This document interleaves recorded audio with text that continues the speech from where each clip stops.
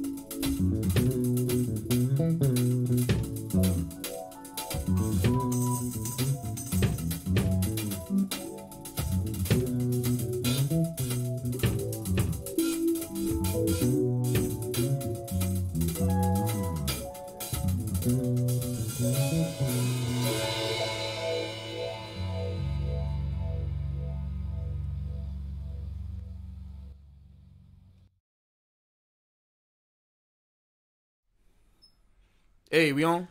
Hey! Is this thing on? Mic check. 1 2 1 2. What's going on? What's let good? me go in here into the editor and make sure that we're monitored. This is monitor us. All right, now I can hear myself. Hey, what's going on, everybody?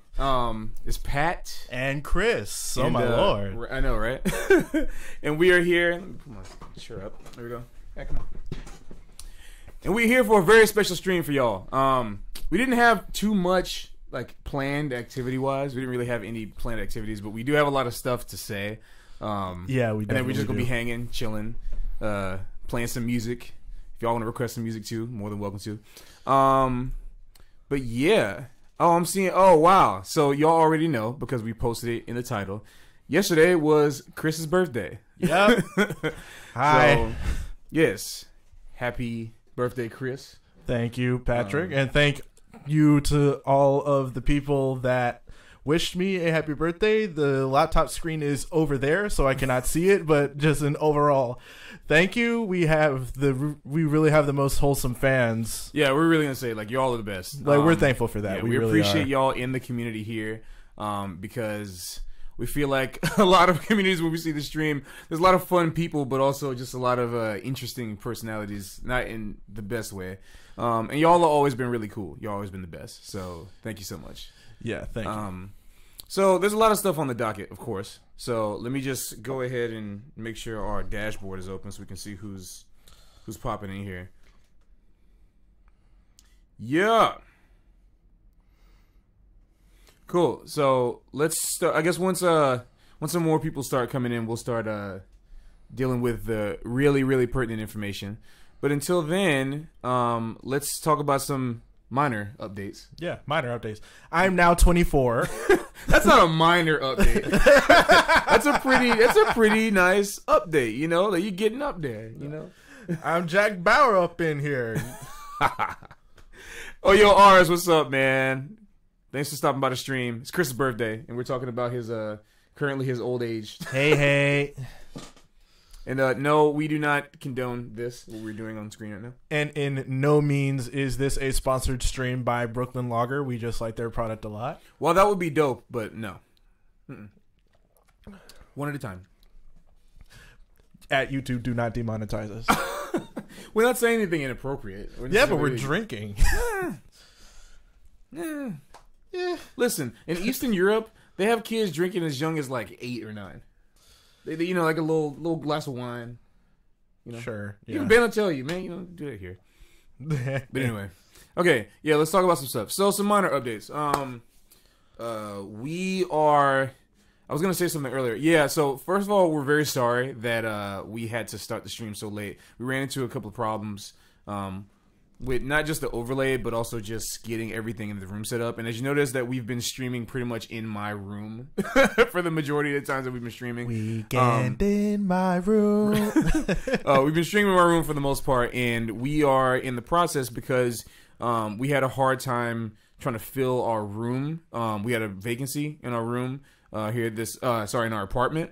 And we decided, okay, since, you know, there's certain things with the apartment that we can't really set, why don't we just like, you know, cut bite the bullet in a way and turn that room into a studio.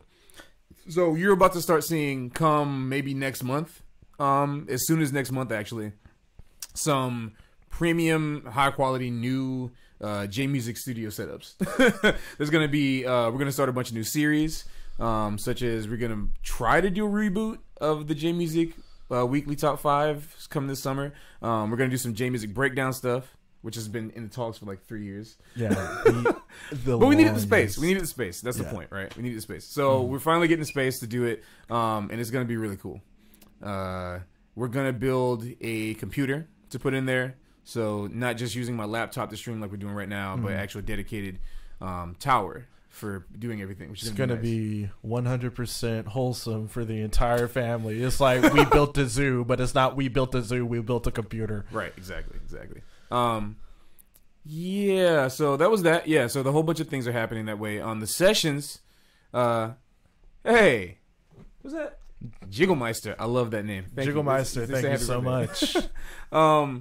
So yeah, we also the monthly sessions. So for those of y'all who are in New York, or who are not in New York, biochem. Ooh, gotta get that work. That sounds complicated. Oh, killing, great. I was just about to start talking about the sessions. So I mean, thank you for stopping by. I know you got that work to take care of, but yes, we have we're going to be starting sorry, not going to be starting. What I'm doing. It's been weird on sleep recently. Yeah. I've been traveling a lot. We have a lot of exciting new sessions coming up, and unfortunately, I had to miss last month's and this coming month's session because I'm going to be traveling. But you had Max Boyko do a Mega Man theme session last month, this past month, and now this coming month is going to be Yoshi themed.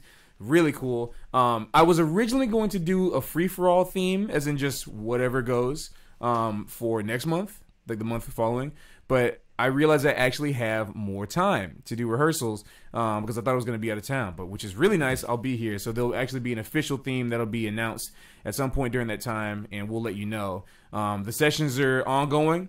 They're going to keep going for as long as they're going to give as long as we can do it at Black Hat LES down the Lower East Side in New York City. If you're in New York, come by. If you're in the New York tri-state area, you know, it's every month, so plan a trip. Come down here if you can. Yep. We'll definitely make it worthwhile. There's a bunch of drinks, food, everything. It's a really nice place to be. Bring your instrument. Bring your Switch.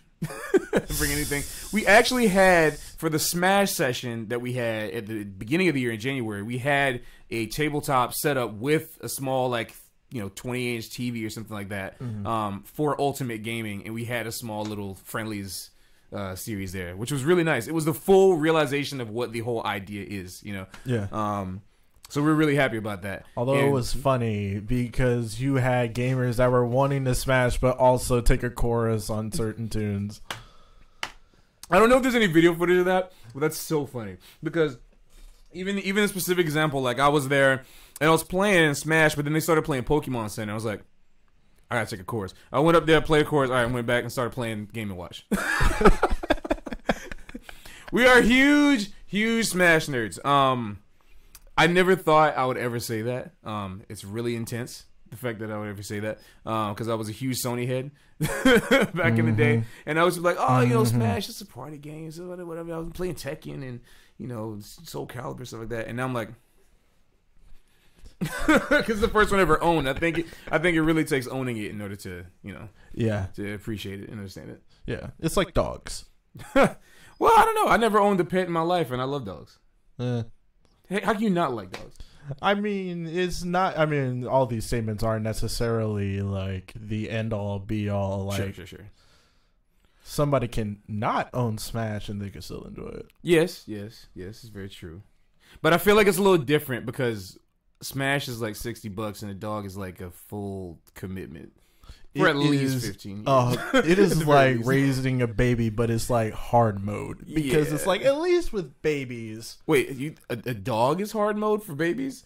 Yeah, because at least the babies will like grow up and become sentient and be autonomous. You have to take care of that dog for at least 15 years. Yeah, but that's an interesting perspective. I never would have considered a dog to be a hard mode of raising a child. I feel like it's like the other way around. Like, dogs are perpetual children. Yeah, but that's what makes them easier.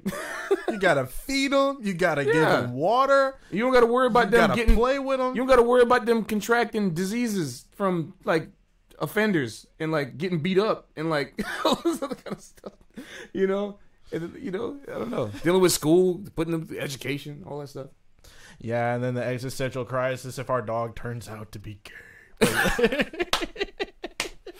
That's ridiculous. Hey, listen. Okay, so we're going to start talking about some other updates. I'm going to put some music on. Just some of our favorite tracks that we've been listening to recently. What is some good stuff we've been listening to? Oh, well.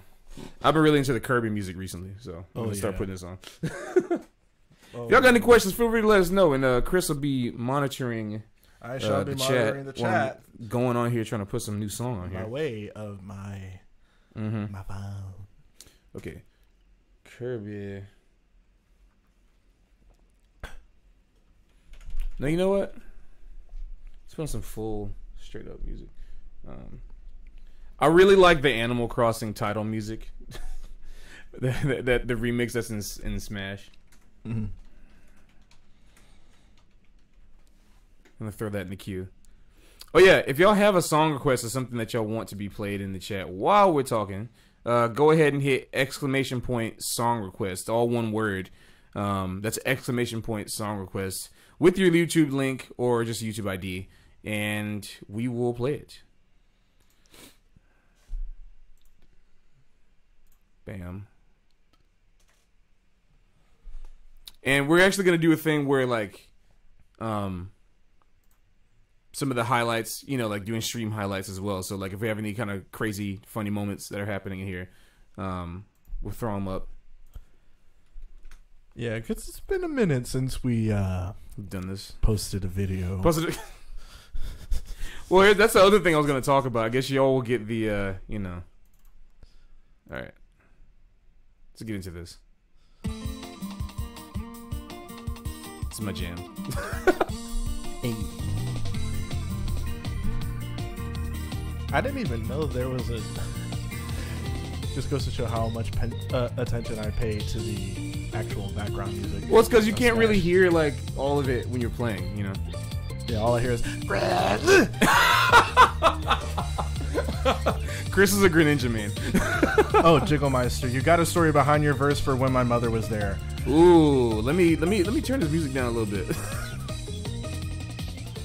The main purpose that I tried to carry out with that verse was actually trying to my best to make sure that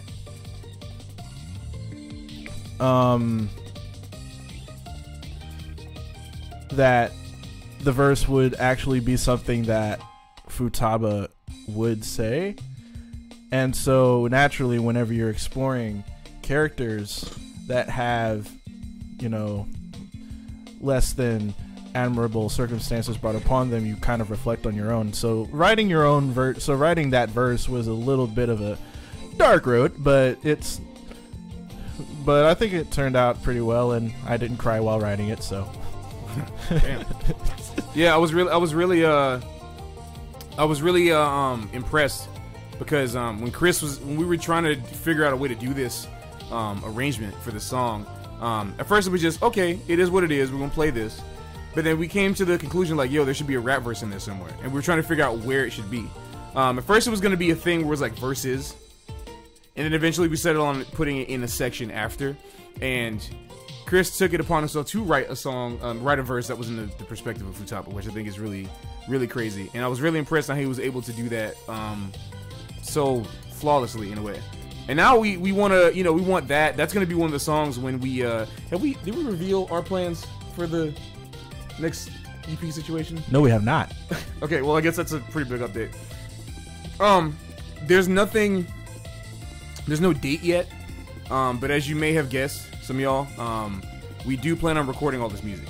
If we haven't said it before, we want to, but because there's so many Persona songs that, again, we haven't even recorded yet, that we haven't even put into one of these sessions. There's even songs that we haven't arranged yet that we still want to do. Exactly. So Persona 5 Jam Session number 5 is coming up very soon. Look out the next maybe month or two after we do the Cherry Blossom Festival, which we'll talk about later. For that session, we're going to be putting some more stuff up in there, probably in May. I think is when the next one will happen.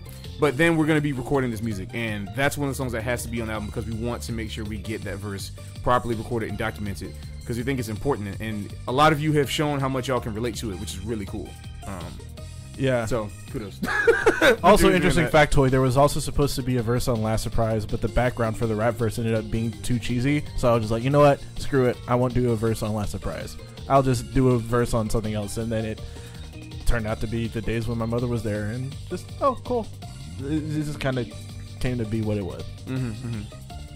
Oh, how's the hype for Persona 5R? You know what? I've been so freaking busy that I haven't been able to properly check that out. So I need to go and actually see what's going on with it.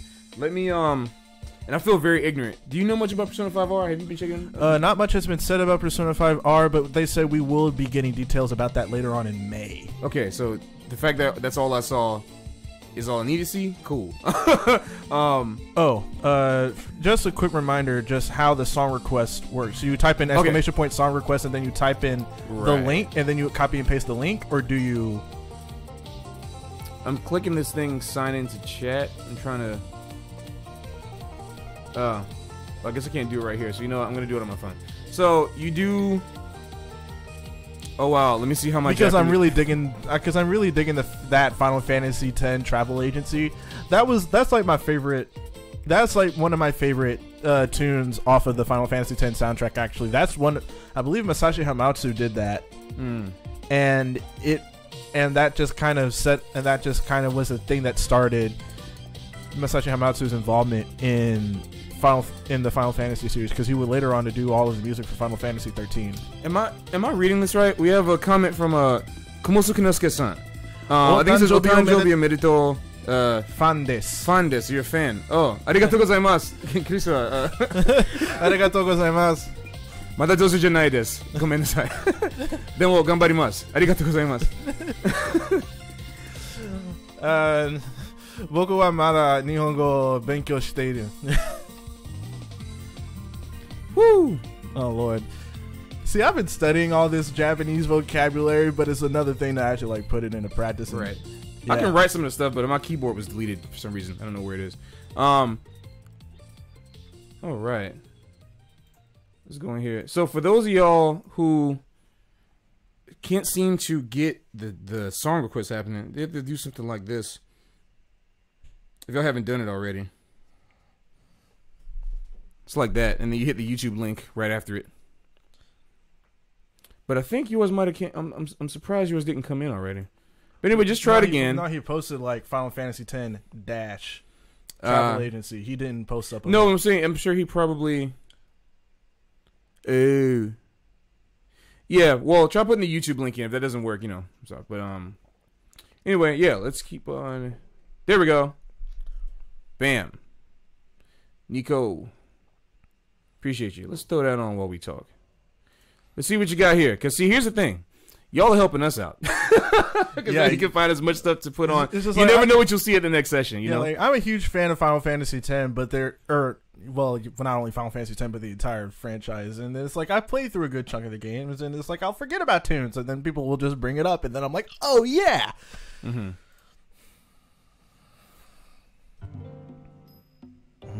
Woo! This gives me like Floetry vibes.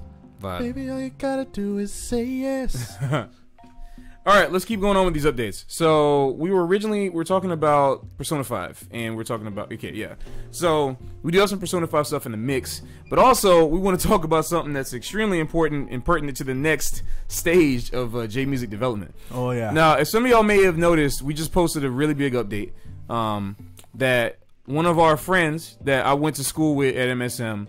Manhattan School of Music, for those of you who don't know. So at the Manhattan School of Music, when I was a freshman, this man was, I think, going his last year of masters or something. I forgot exactly what year he was, but Adam Neely, the great Adam Neely, will be joining us as a bass player, as a special guest for our performance at the 2019 Brooklyn Sakura Matsuri in Prospect Park.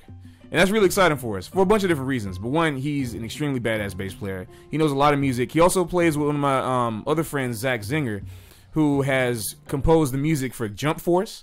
He did a lot of the music for Street Fighter 5, I believe. Either 4 or 5. I think it was 5. And whose girlfriend is a violinist that plays for all the different stuff. She plays, violin, records with Yoko Shimomura. So it's a really, really, really, really big thing. And yeah, Adam is a really great bass player, composer in his own right. And when he agreed to play, he's like, yeah, well, he lives in the Bronx just like us. He lives actually maybe like 20 minutes the other way from us. But this is a really, really big thing because he's going to bring his knowledge and his ability to play with another, just like a powerhouse band that we've assembled. So I'm going to list those names right now. From the horn section, of course, we got the Wonder Boys, Max Boyko, and Toby Epinobi. They've been with us pretty much from the beginning. Just like Khrys, they came alongside with Khrys. Toby actually started off subbing with us. Toby started off subbing with us, but eventually he became, he fit right in. So I thought it was really cool. Mm-hmm. You know what I'm gonna do? Let me back this up because you don't want to see nobody. Okay, so yeah, Toby fit right in with us, which is really cool. Mm-hmm. And then you have Khrys. Of course, he's gonna be playing trumpet and synth.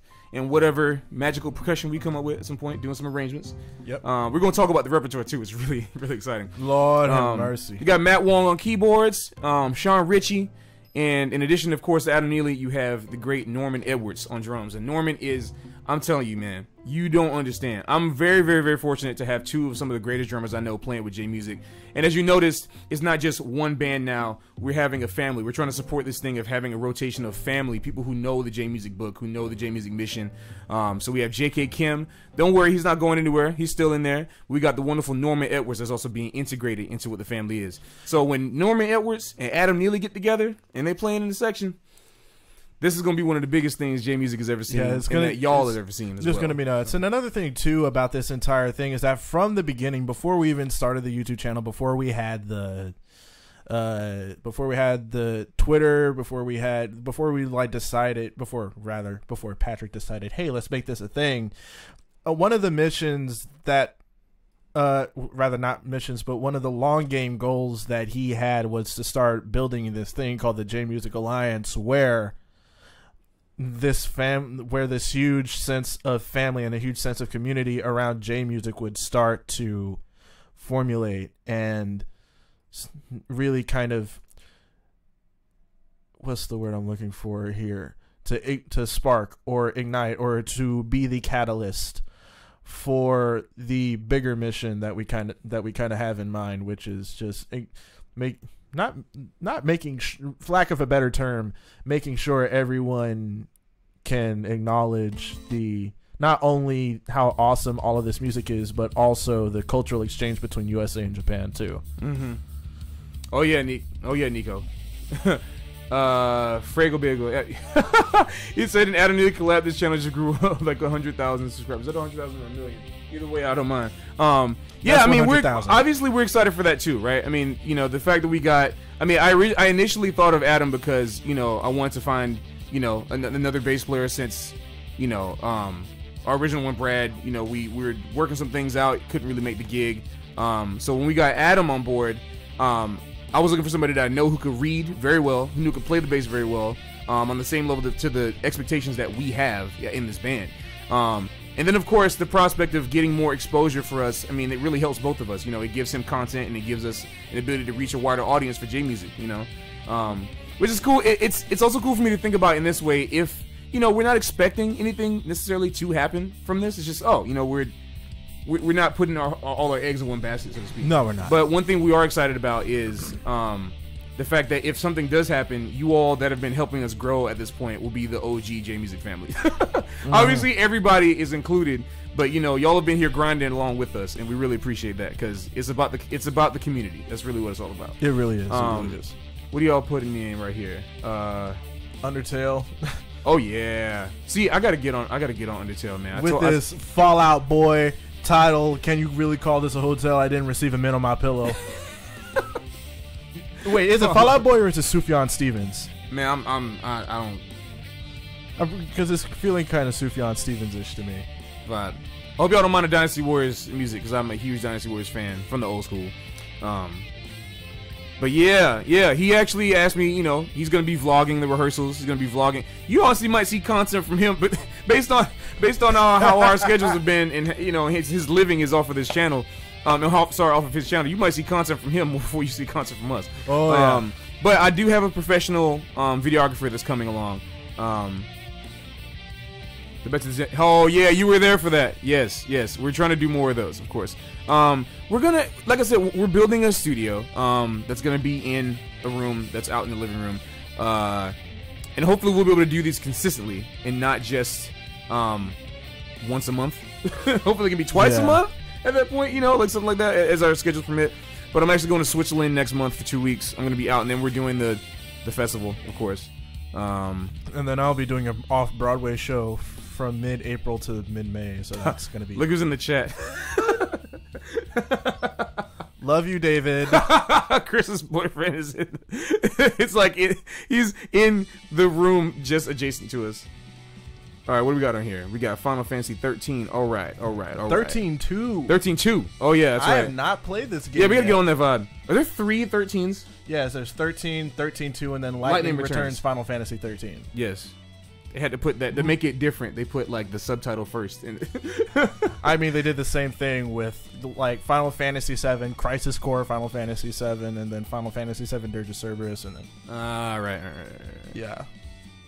Yeah, so that's a really big deal, you know, the fact that Adam's with us, and we're really excited for that, because we're also trying to figure out how we're going to do different types of music with this, and also it also means that Adam is going to be playing some Persona 5 stuff, because we have to do Persona 5 stuff, with the announcement that we have, not a definite date, but actually kind of a definite time zone for when Joker is going to be released for Smash, so that's going to be a great thing. We're really, really grateful that Joker got released for Smash, because even though everyone likes Persona 5, right? There's all of us diehard Persona 5 fans.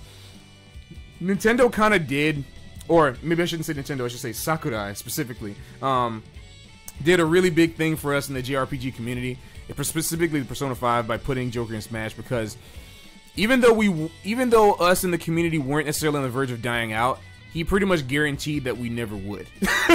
Yep. Because now there's people that wouldn't even have been playing the game. Now we'll see Joker in there and like, oh, what is this? And they'll go play. Bam.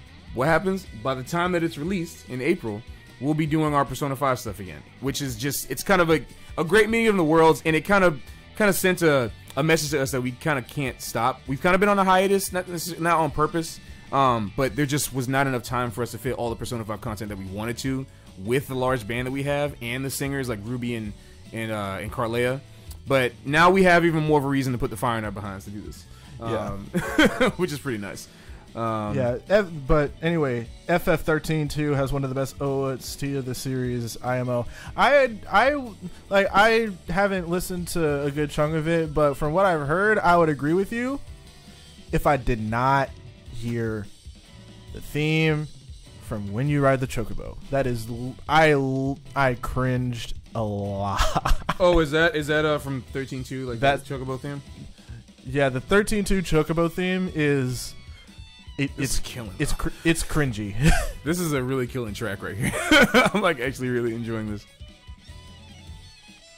Yeah, it seems like the whole 13 lexicon, like, you know, the whole series of stuff seems to have some really nice small group stuff. I've noticed between 13 and what you showed me also in 13.2.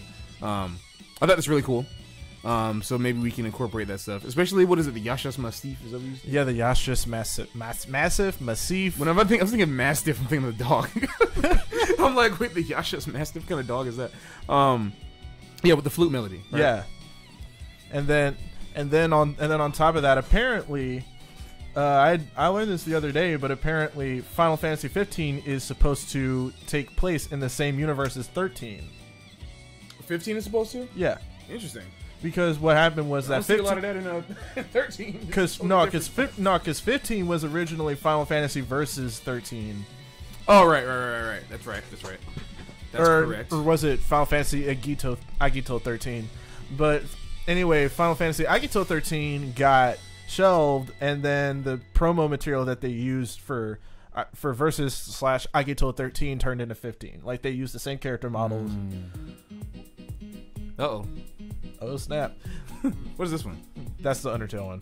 Ooh, Undertale has some deep music. It's really killing. Hey, so what are some of the things that you hope to see Adam do with us? Like, what are some songs? You know, here's the other thing I gotta figure out. See, I would play my saxophone right now. I mean, I could. But the problem is that it's so out of sync what was going on. The last stream I did, my solo stream, I think it was for my birthday. Or unless I did it after that.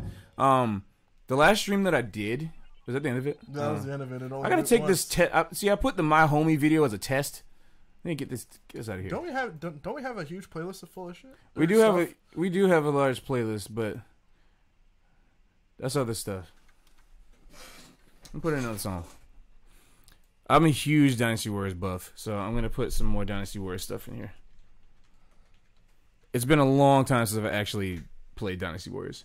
But I came across a playlist again of the stuff.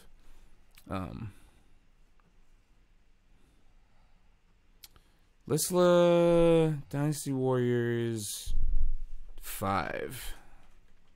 That's some really good stuff in there. Great Red Spirit. That's a great song.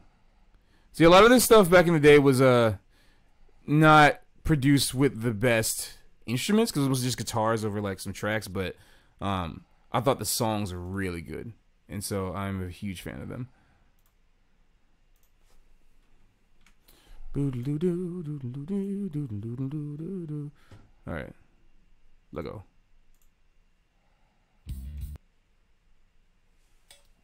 Ha.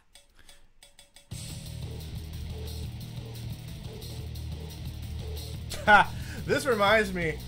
Hold on, let me do some stuff. Let me do something really quickly. Oh wow, this is so funny. Wow, see, I never know if people actually notice those little things that we do. It says, side note, Adam nearly rocking the days my mother was there, mini solo would make my day. You know, like the 4-bar intro Oh, thing? yeah. I never even thought, that's so cool. That's so, because that was just like a little intro, but the fact that I'm really interested in what y'all see that we might, you know, there's different perspectives, right? Yeah. Like, we're just like, all right, we're going to put this in here just because, yeah, let's do it. But then y'all really pay attention to it because you're taking, you know, the listener perspective. We're you're not as heady as us being like, oh, it has to be, you know, putting this in here. So I really appreciate that perspective. Yeah, obviously we're probably gonna do that song in the set. It's like, how can you have me on the band and not? No, I'm joking. Exactly. No, it's true though. It's true. You gotta own that. You gotta own it. Yeah. Yeah, we have to do that. We're probably gonna do Life Goes On, because that's a big bass solo. It's a big bass feature. So we're gonna send that to him and see what he sounds like on that, which would be pretty crazy. And what else? We're thinking about doing a song from Ghost in the Shell. Yeah. The series Ghost in the Shell. Yeah, not the movie. The right, anime series. Yeah. Season 2? Is that one? Second gig. Second gig. Second gig. This is our first gig with Adam. Let's hope there's a second. Ah! Right. Yeah, who knows? Who knows what will happen. What else we got? Oh, we should talk about our anime convention tours. Oh, we should. Yeah, that's right. And before we get your hopes up too much, we're not talking about with the J Music Ensemble full. We're talking about doing panel tours where we're essentially going to be Jehovah's Witness for J Music Ensemble everywhere we go. Essentially, doing missionary work. We're essentially. Because we're going to be we looked on the list for all the cons that are happening between now and next year around this time. And in order to branch out, because we can't seem to get anime conventions to pay us as much money as we would like to get paid right now, we're going to spread the word about J-Music by coming to your hometowns around the country and going to big cons in those areas. Or if it's worth it for us, we'll go to some small cons too. And just do panel discussions on what is J-Music, what exactly we're doing with the concept, doing some top 5s, live top 5s, all that kind of stuff like that. So yeah, that'll be happening for various cons. And see, we're thinking about we're trying to go to Otakon. We're trying to go to, I don't know if we can hit Anime Next. I don't know if we even looked at that. We're going to miss Anime Expo. We're talking about Otakon. We're talking about, we have a whole list. DerpyCon, which is a smaller one, I think, in Morristown. Yeah. My dad lives there. Anime NYC, we're probably gonna hit, and Liberty City. Unfortunately, we're not being able to do it this year for 2 reasons. Obviously, one of the reasons I'm not gonna be there, but also, just straight up, the money situation. Even though we're local here, it's unfortunate because they're trying their best, but we're just a large band, and unfortunately, a lot of the bands are being dominated by the smaller units, where you know. All you need is like 2 or 3 people, and we have essentially at this point our working group for Persona is like 11 people. So we need to make sure they can afford us. Yeah, I mean, it's like no resentment towards those Not small bands. More power to y'all. Y'all get y'all. We're covering your music. Yeah, which is the whole point. But yeah, it's just about making sure that we can do what we need to do, and a way to connect with y'all and also have fun and still experience the cons is we're gonna go out and do these panel tours. Taking a car out, just driving around, you know, every week. Yep. Maybe buying a plane ticket if we go to the West Coast. If there are any cons that y'all want to see us at, that hopefully we can make, just let us know because we'd love to show up. That's exactly what we're talking about. We can bring pocket band places, kind of the smaller unit stuff. And then as we get our name out there, get the word out, then you can do some more large ensemble stuff. Yeah, because another like a thing that we were talking about was after rather a while after we reboot the J Music Weekly Top 5, we were thinking about doing live episodes. We were thinking about at like anime conventions. We were talking about a whole bunch of stuff. Yes. Uh-oh. RE, your Dynasty Warriors 5 track. This is actually on my arrangement docket for This J is my Music jam. Band. This is literally one of my favorite songs. I listened to the original 8-bit one I'll put up. Yeah, Fortress, Bowser Jr. boss theme. This is like one of the best. They changed the form up a little bit on this one though. It's supposed to be just ABA, but they make it like, and then they changed the key too. It's like, I don't know, I forgot how they do it, but it's like AABA they make it. Yeah, they like, it's like they made it AABA. Yeah. And then it goes to. Well, that's how the original does it. But I'm interested because sometimes I think they changed the form a little on this one. But I saw my man Nico actually put up Persona 3 Mass Destruction. Yeah, like, this is all new. All this stuff is new. Yeah, and then they go to F sharp. Yeah, it's all new. And then they do that weird little augmented chord planing thing afterwards to do the loop, and then yeah, there's like a solo and stuff in here. Yeah, this is totally different. Because you should actually, you know what I'm gonna do? I'm gonna put on this video of Norman's band, just so y'all can check out. If y'all not familiar with Norman Edwards, y'all gotta see Norman Edwards. Y'all got it, yeah.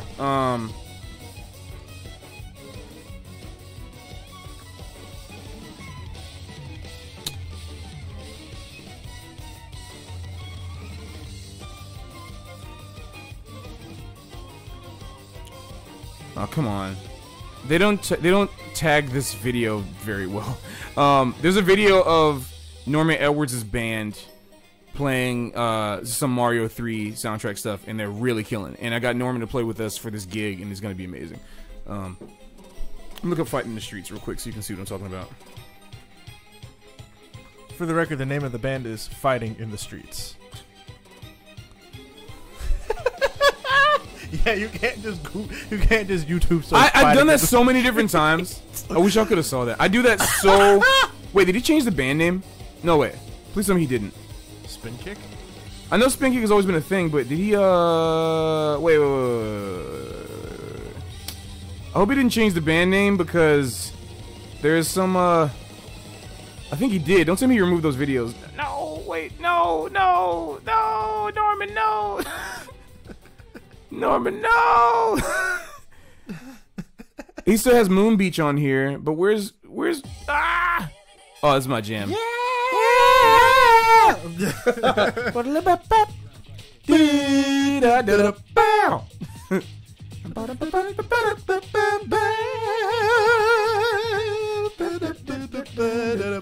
Get the funky board.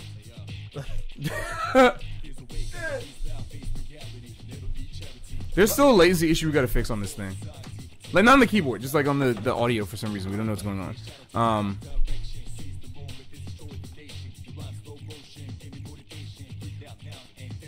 What you trying to find? There's the tonic note. I gotta find this video. It's one of the greatest videos. Mario 3 remixed. It's such a great video. Come on, Norman. I should call up Norman and be like, where's that video?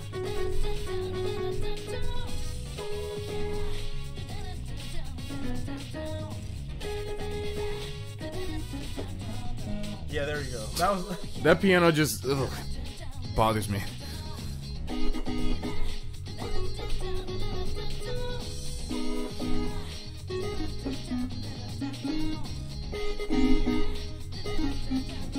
But whatever the heck it is, my fingers are full of lactic acid. Wait, Rivers in the Desert from does Rivers in the Desert play at the end of the game? Yes, it does. At this point, I'm just going to get spoiled. I already know what Rivers in the Desert sounds like. It's actually not that bad. I know, but it's just hearing it. Yeah, I know, I get you. Trying to find this video. This sucks. The heck? Oh, Jeffy the whatever.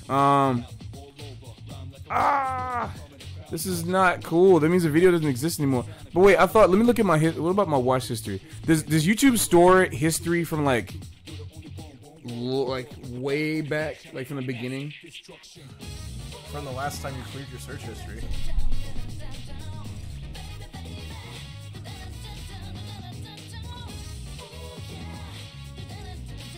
Found it. Found the video, but for some reason it's under another band name now.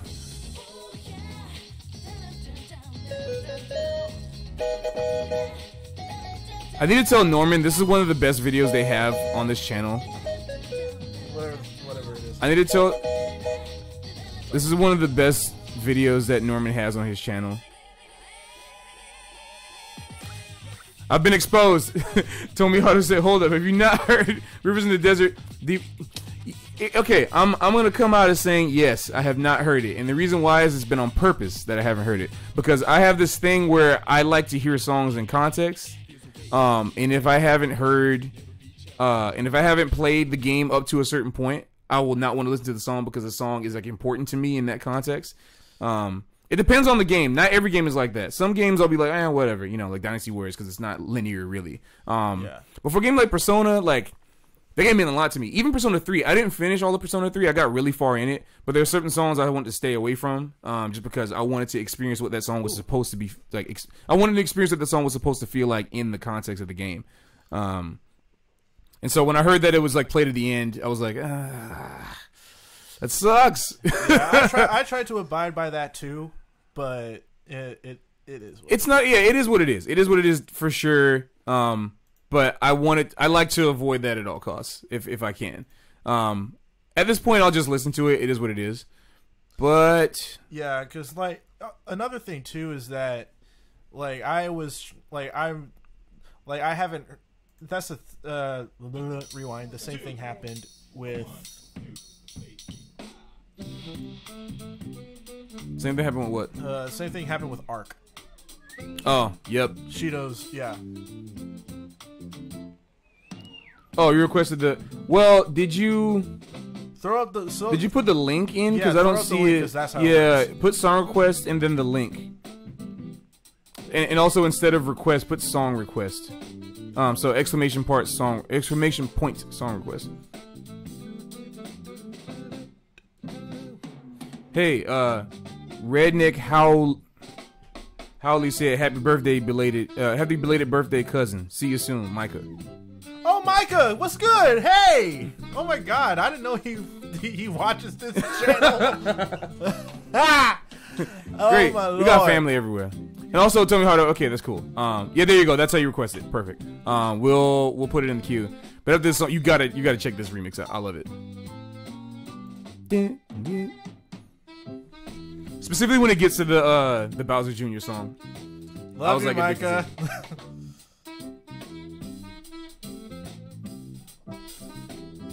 Let's see if they get into it. Oh no, they're gonna do the bossa now. Oh no, not okay. Never mind. They're about to get into the bossa.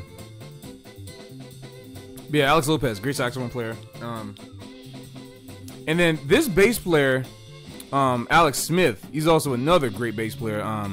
When we were gonna do a Perfume thing, I was gonna call him, but he couldn't make it. Great bass player. But yeah, Norman Edwards is the drummer, and as you can see, he's just a joy to watch. Aw, wholesome cousin to cousin talk right now.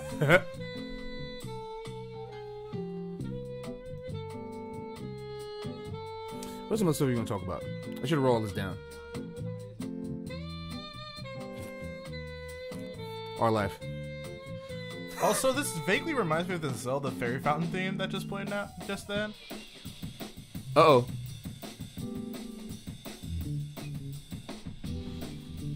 Oh, this, yeah. Big Blue! Yes.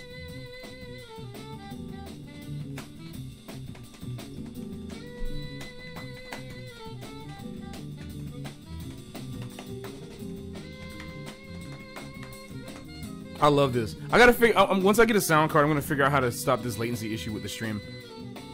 Yeah.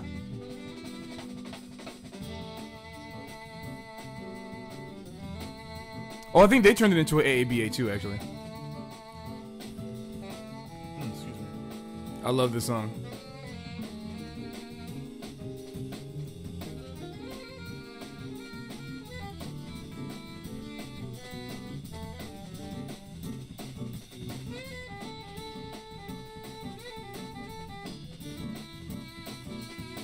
Y'all tell me if the audio is cool. Turns up the volume. Because we can't adjust. Woo!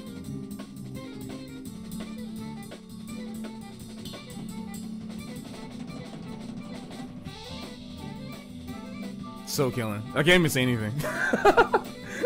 Yeah, I'm just.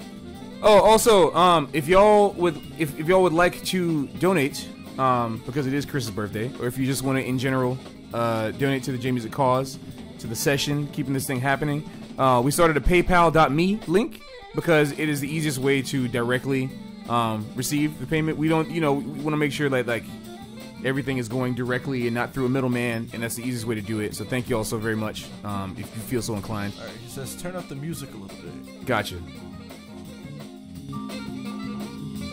That's where I had it before, but I was concerned it was going to be too loud. You wouldn't be able to hear us talk. Yeah, because you do that with the. Right. All right, here's Norman solo. Unbelievable.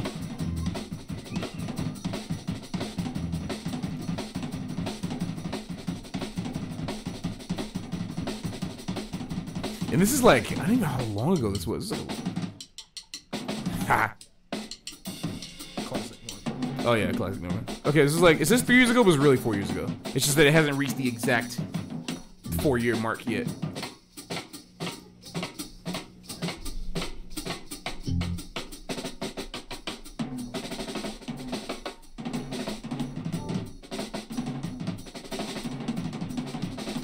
Woo!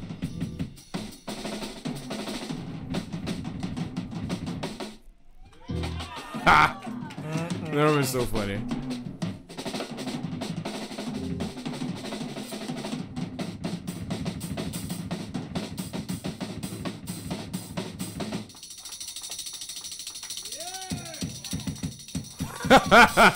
I love just how much of a show he puts on, like no matter what. Got to say the rest.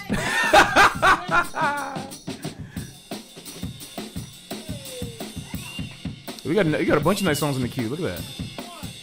Yeah, I added some stuff. We got Fraggle Bagel at the same amount as well. I guess I'm gonna have to actually sit through the reveal of the Rivers in the Desert, but it's a remix, I said, so. Oh, that reminds me, I want to put in a Hatsune Miku song too. See, you know what I'm saying? Yeah, freaking Norman is unbelievable. He will be playing with us. He's playing with, uh-oh. Okay. Yeah, he's gonna be playing with us. Wait, this might be the original version. I think this is the original version.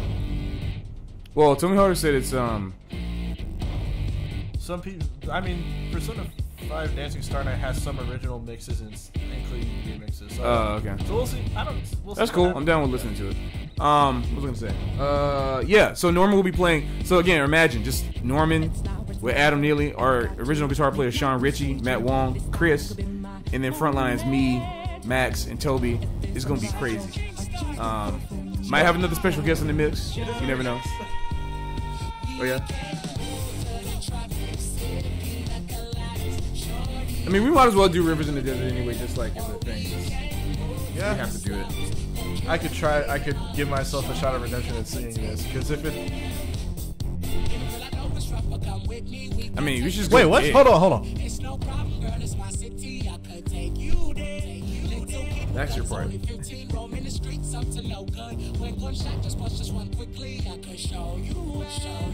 Also, that person sounds like... Wait, who is this? What? Is that Sean That's Kingston? I was about to say, why does this person sound like they're like... That's a Sean Kingston song. What the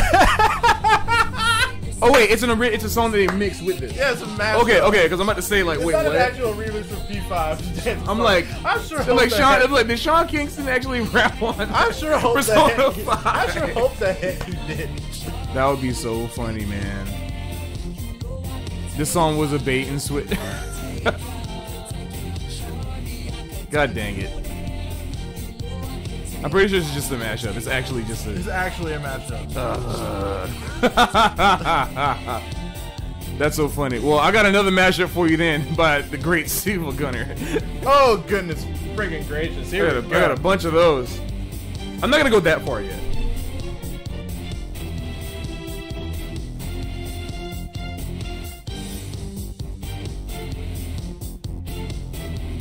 This is just so good.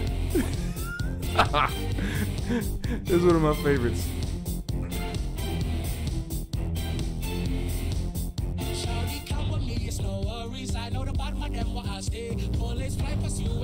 Wait, is this fire burning? What?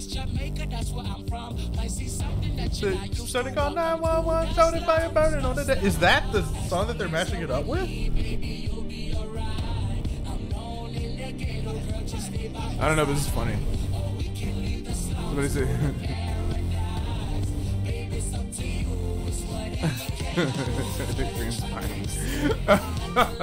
I'm actually we're going through the vibe. We're going through the vibe right now. Yep.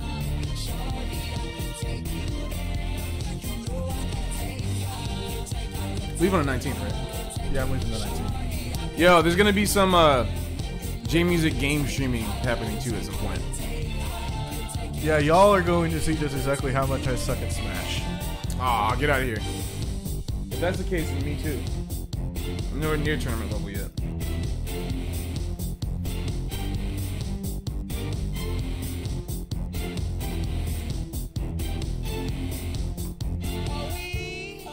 Also, unfortunately, Khrys won't be able to make it, but I will be. If any of y'all are gonna be any Perfume fans in the chat, I'm gonna be at the Perfume show.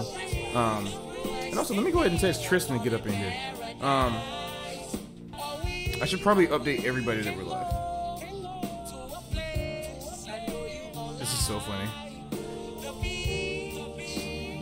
I'm gonna be at the Perfume show in New York, Hammerstein Ballroom. March 30th. I'll be there 6 hours early, just playing the ticket line, so come and hang if y'all are going to be there. Even if you're not going to the show, just come say what's up.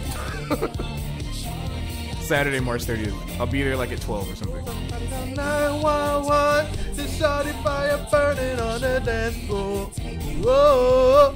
Huh.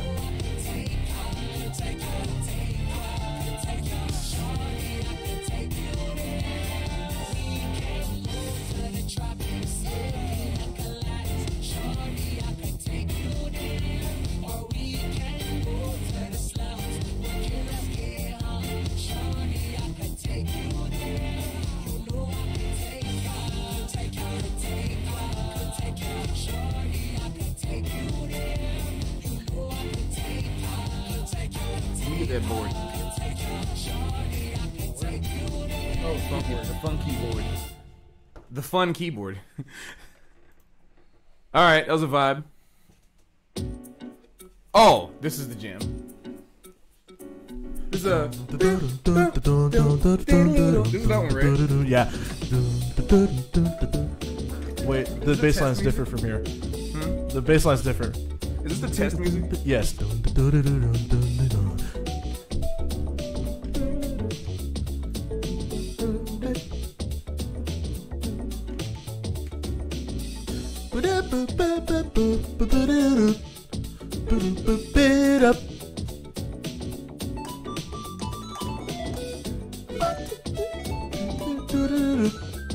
Make you happy.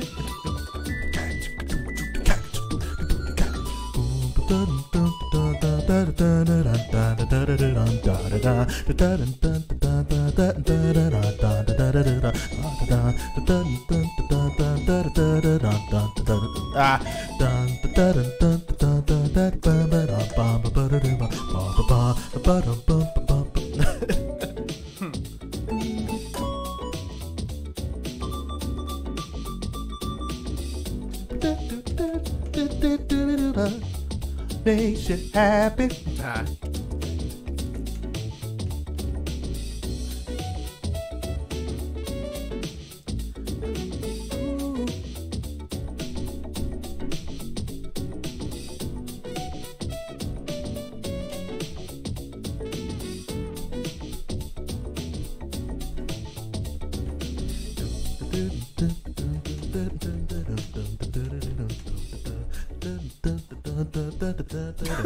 This is All right. taking all of my concentration. Time to play this one.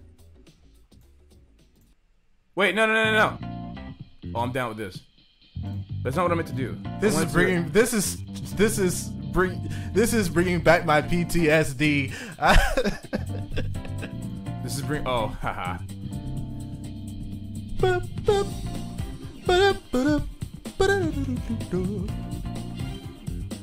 We stay divided, we fall. We That's right, man. This y'all really doing something to us with this request. Wait, ever think of doing something super big band-esque with a song like Gang Planks?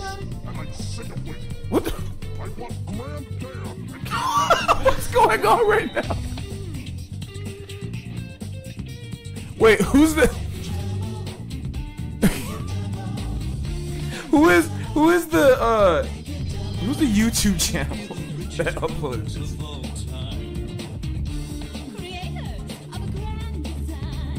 It's because this is not the game. Is this Silva Gunner coming back or something? Like,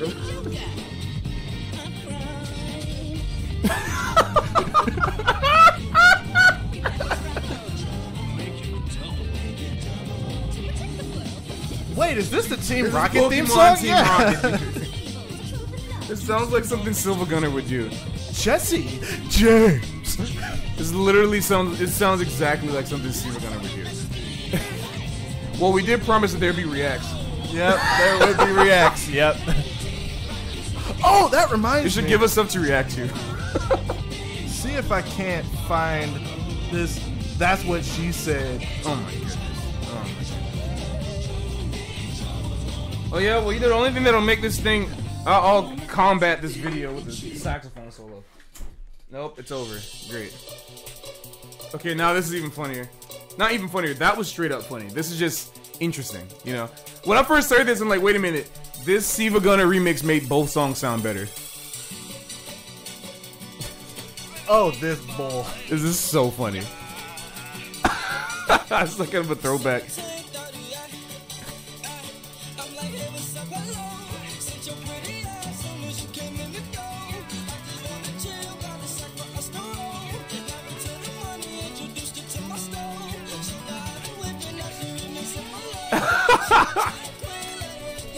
Here we go.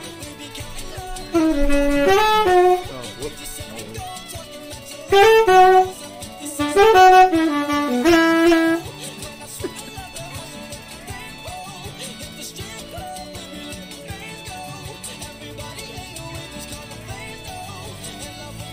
Wait, this specific song was blasted? Like the Siva Gunner remix was blasted in your car? Yeah.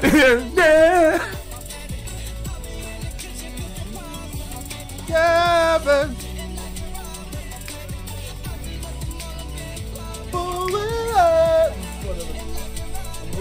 Whatever those petty.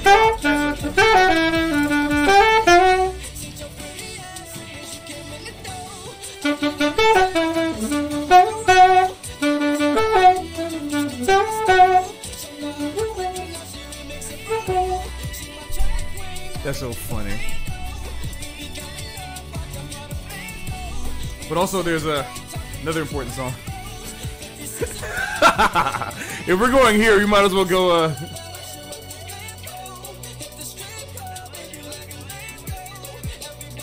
Oh, for a second, I thought you were going to Chicken Golo, then everybody. No. I mean, we should look at that too.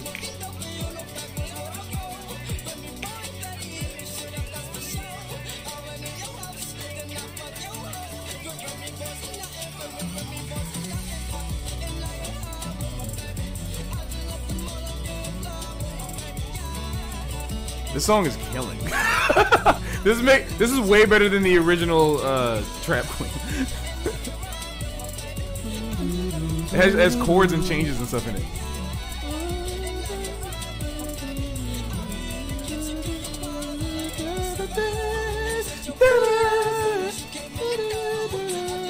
This sounds like Hoki Boshi from Bleach.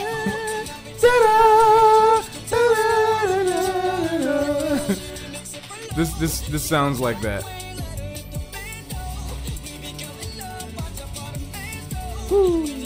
All right, now we got Nico's tune next. So we'll make sure to put that one in.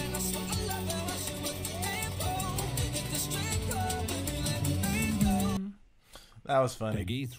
Peggy 3. Oh yeah, these videos.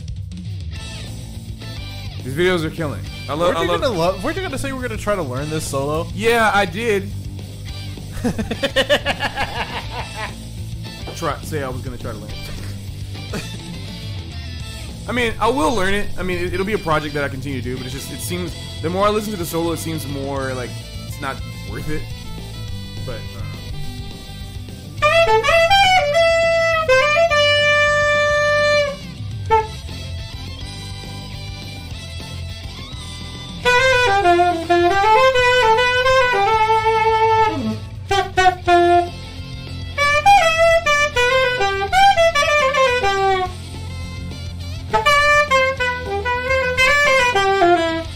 something like that. I never actually took the time to learn it, but.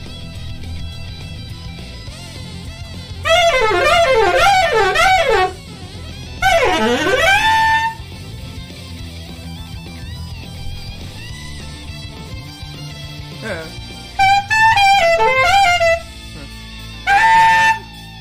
He does a whole bunch of like, that kind of like, Masato Honda-esque kind of stuff. But I want to hear Masato actually play on this spot though. That would be the best. This cat ain't no slouch either, but it's like, I don't know, I want to hear some Masato. Oh yeah. 日本人です。おはようございます。おはようございます。そう、本当に、日本で、今、日本で、朝? It's currently morning. It's currently morning in Japan right now. Sorry, my Japanese is so bad. I'm still trying to figure it out. 今は日本の朝。Yeah, 今は日本の朝. Is that how you would say it? Japan's morning. 日本の朝. Okay, I'm trying to. 11 a.m. Yeah. Right. That's right, because it's a 13-hour difference. Yeah. ありがとうございます。まだ日本まだ上手じゃないです。まだ勉強している。どうぞよろしく。どうぞよろしく。Killing. All right, now here's this next. Wait. Okay, yeah, we got. Just wait till you hear this next one. Shameless.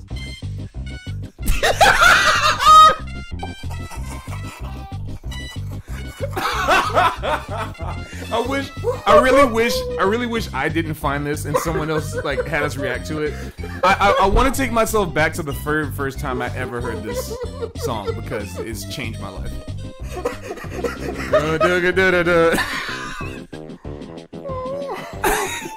Yeah, man.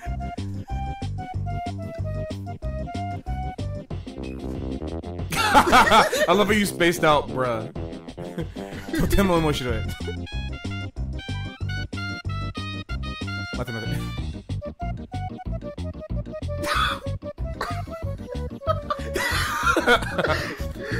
I'm crying. I'll drink to that. Too bad I'm all out of drink. Actually, no, I'm not all out of drink just yet. Okay, now I'm all out of drink.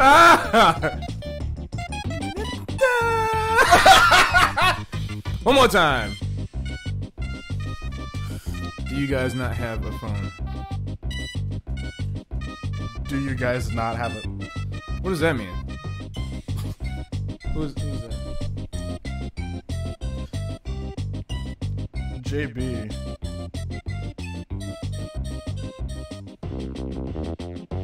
Ha! I can't stand it. I mean, I can stand it, but I can't. I can't.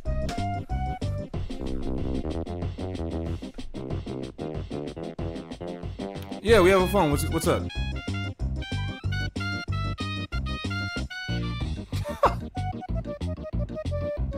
Google what? Is this Google it. Google, do you guys not have a phone?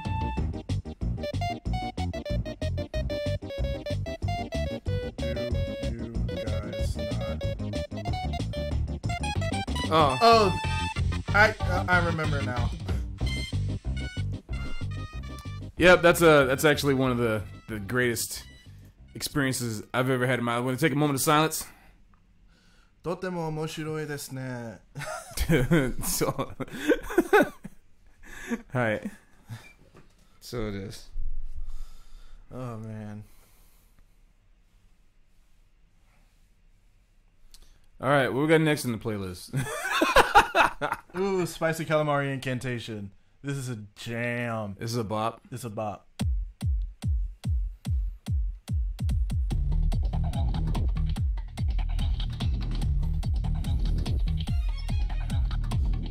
Maybe we should hold a poll. Should we cover Siva Gunner's gourmet race at the next session?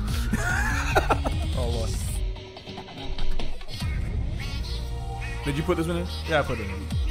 Oh yeah, you do know that. Oh yeah, of course. You've played this before.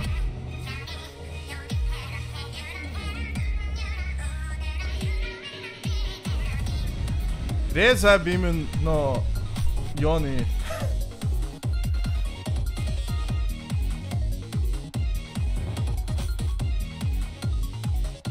Wait, what were you trying to say? この曲は Perfume のレーザービームのように Like it sounds like? Yeah, it sounds like Oh, Yite. Yeah. I'm pretty sure that's what it is. Yeah, I'm still learning. No, Yeah. me too, but that's like, Yeah. yeah. I mean, you know more grammar than I do, and I know more vocabulary than you do. Together we make Captain Planet. Gonna take pollution down to 0. Oh, I'm into this.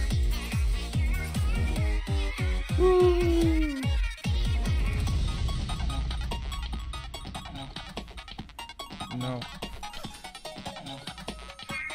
No. Oh, it is saying that. It is saying that. I was wondering what's going on with that.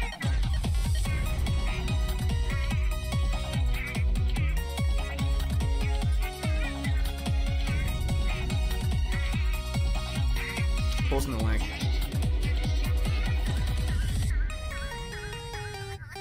Woo!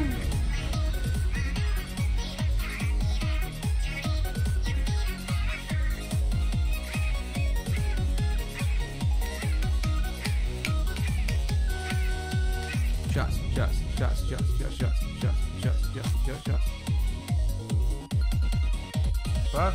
Perfume のコードはジャズのようですよね。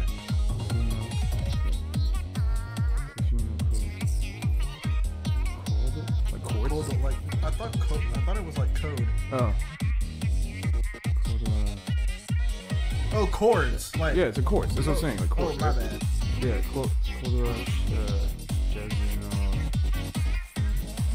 Perfume's chords are jazzy. Yeah. So that's net. Alright. So that's net jazz. Perfume like a jazz. Yep. ね、わかる。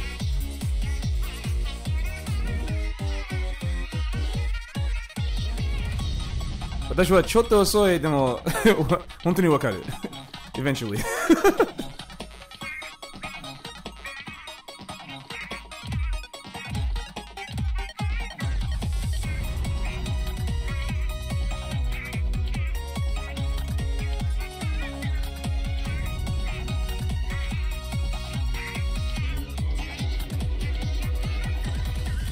Let's throw some perfume on.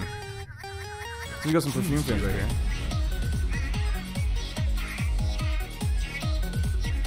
This does sound a lot like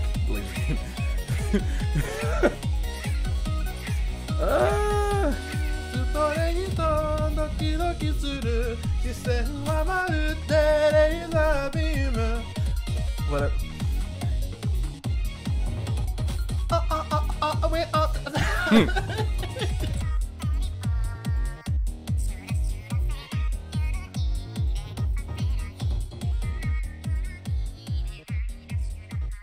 I want album mix.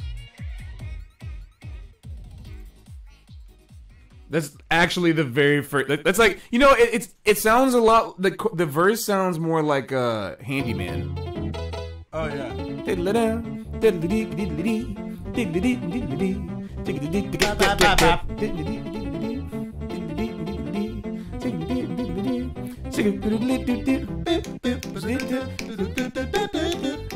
Oh.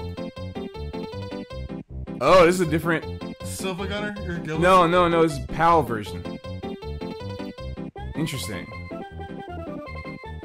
Whoa, that's deep. I never heard this version before.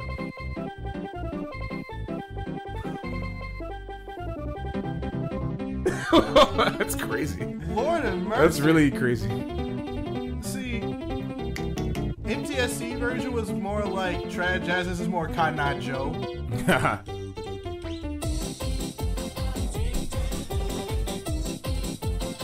I keep getting rickrolled by I keep thinking. I fell for it. I fell for it. I keep having faith in you. Tell me how to. But this is slightly more lit than the original one, so I'm not complaining. This is so funny. I told them it's not dirty deal with you. Of course, you're from Texas. You know this vibe. Ooh ee ooh ting tang walla walla bing bang. Ooh ee ooh ting tang walla walla bing bang. I keep having faith in you. Tell me how to keep. I'm like, let's put this song on. It's gonna be a bop. No. If I hadn't been for God natural, I've been married a long time ago. Where did you come from? Sorry. Texas. I guess. Uh-oh. Oh, no. Oh, wait, it was blocked. The song was blocked, dude. Oh, no. But this is a vibe, though. What is it? Maple Story? Oh, whoa. Maple Story, dude. Now, that's a blast from the past. It's crazy Maple Story is still a thing, man. It's so crazy.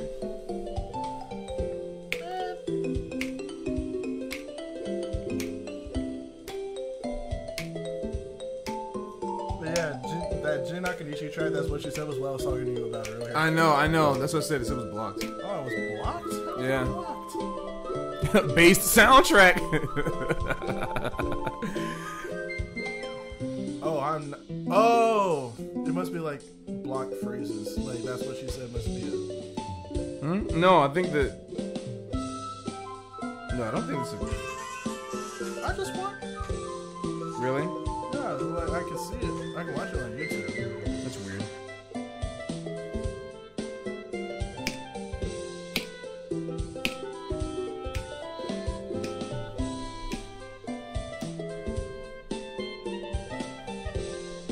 That's a nice track. I'm down. I dig it. I digs it.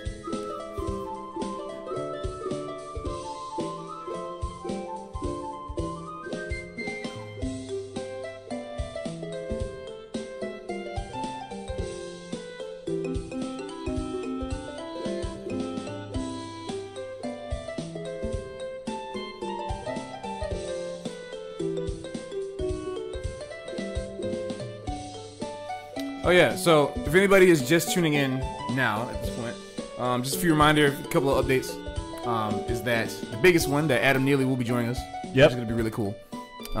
If those of y'all who are just joining, yes, Adam Neely will be joining us for our Brooklyn Sakura Matsuri performance. Yep. Do I have anything in the queue? Game playing Galleon. Oh, this! Yeah, I didn't know that's what the name of this was. Yeah. Yeah, I had no idea that was the name of the song. Okay, yeah, the skillet. Yeah. The song, Pokemon theme song as jazz feeling. Okay. Down. Oh, you had to put Laser Beam in. Yes, Oh, I forgot to add it to the queue.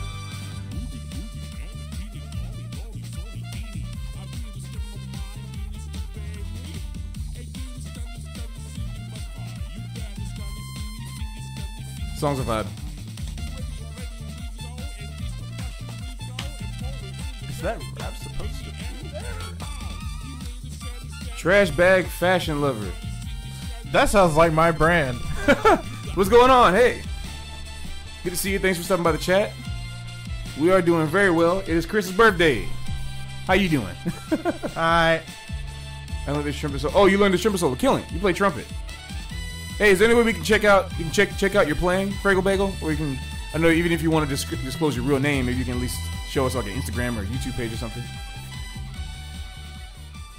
Thank you so much, Trash Bag Fashion Lover. This is the vibe. Wish it was more high res. This is an old upload. Yeah, this is 6 years ago. Doesn't sound the best. Sorry for the terrible audio quality, y'all. I did not find. This is not the song that I originally put.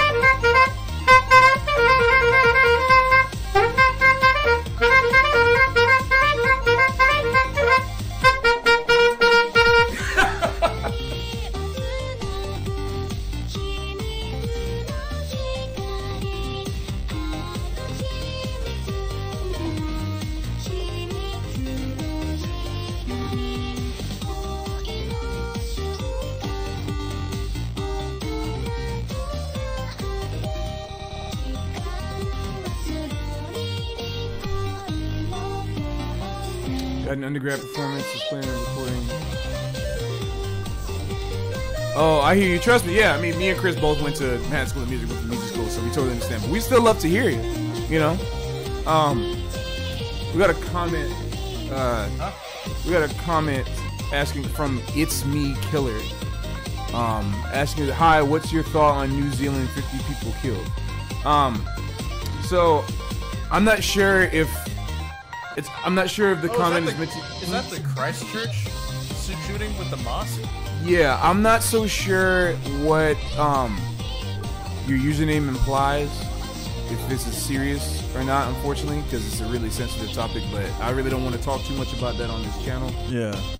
So, unfortunately, if you want to find out how we feel about the event, of course, how stupid we think that it was, and how unfortunate that all these people had to be, you can message us privately. I don't think this is unfortunately not the place for that. Because yeah, and still, if we ever just because I'm not sure with the username like It's Me Killer if you're trolling or not. I'm sorry, like it's a weird. It's a weird. I don't want to engage. Like right now. Like I often provide commentary on topics like this on my Twitter page, and my @name is actually down there in the bottom left. So if you want to follow me there, I'll talk about it, all that good stuff. RS said, speaking of MSM, you saw a pic of me. What do you mean where? Like, oh wait, isn't there? Oh, never mind. Wait, did you? Because I was thinking they updated the photos on that wall, on that one hall. Oh yeah, like after I'm gone. Yeah. No, I'm not saying that it was fake. I was talking about just it was just weird seeing your username and seeing that statement. It was just it was just weird. I felt a little weird about it because a lot of people post like troll comments like that with usernames trying to elicit a reaction on streams. So, but obviously it was a horrible event, and again, we don't want to talk too much about that on this channel because that's not what this channel is for. So if you want to find out more about how we feel about it, you can message us privately. Yeah, message us. You can follow us on Twitter. If any of us shed light on that topic on our personal Twitter accounts or on our. Oh, so like Khrys said, it was in the hall. Okay, gotcha. Because I'm curious, what you know, what picture it was exactly? Like what group or anything like that? I bet you it's with the Afro-Cuban. I hope. It's just so funny. Either Though, that, or maybe it's. I feel so weird about that school, and I don't want to talk too much on the stream. I don't know who's watching that might. But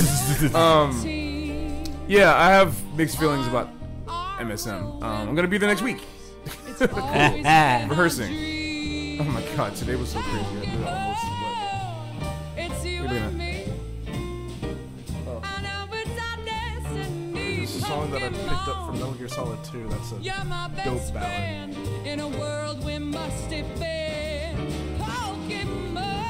The whole thing is like 7 minutes long. I'm not gonna force it. This is one of my favorite jazz vocal covers I think I've ever heard. I'm not used to, you know, it'll say jazz vocal, but then it won't actually really be jazz. This is pretty killing. This is dope. I'm really into this. I don't know how I feel about the whole, you know, of course they made the aesthetic like, oh, black and white, you know, cool, but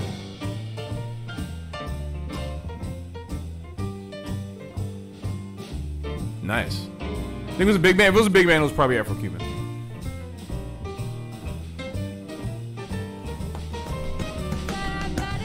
Yep, triples. Oh, they turned the form into it so interesting. Did she just... Okay, I was cool until... Wait, back up. She just used Pikachu as a scat syllable. Hold on.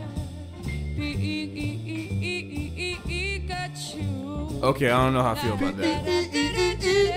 Pikachu.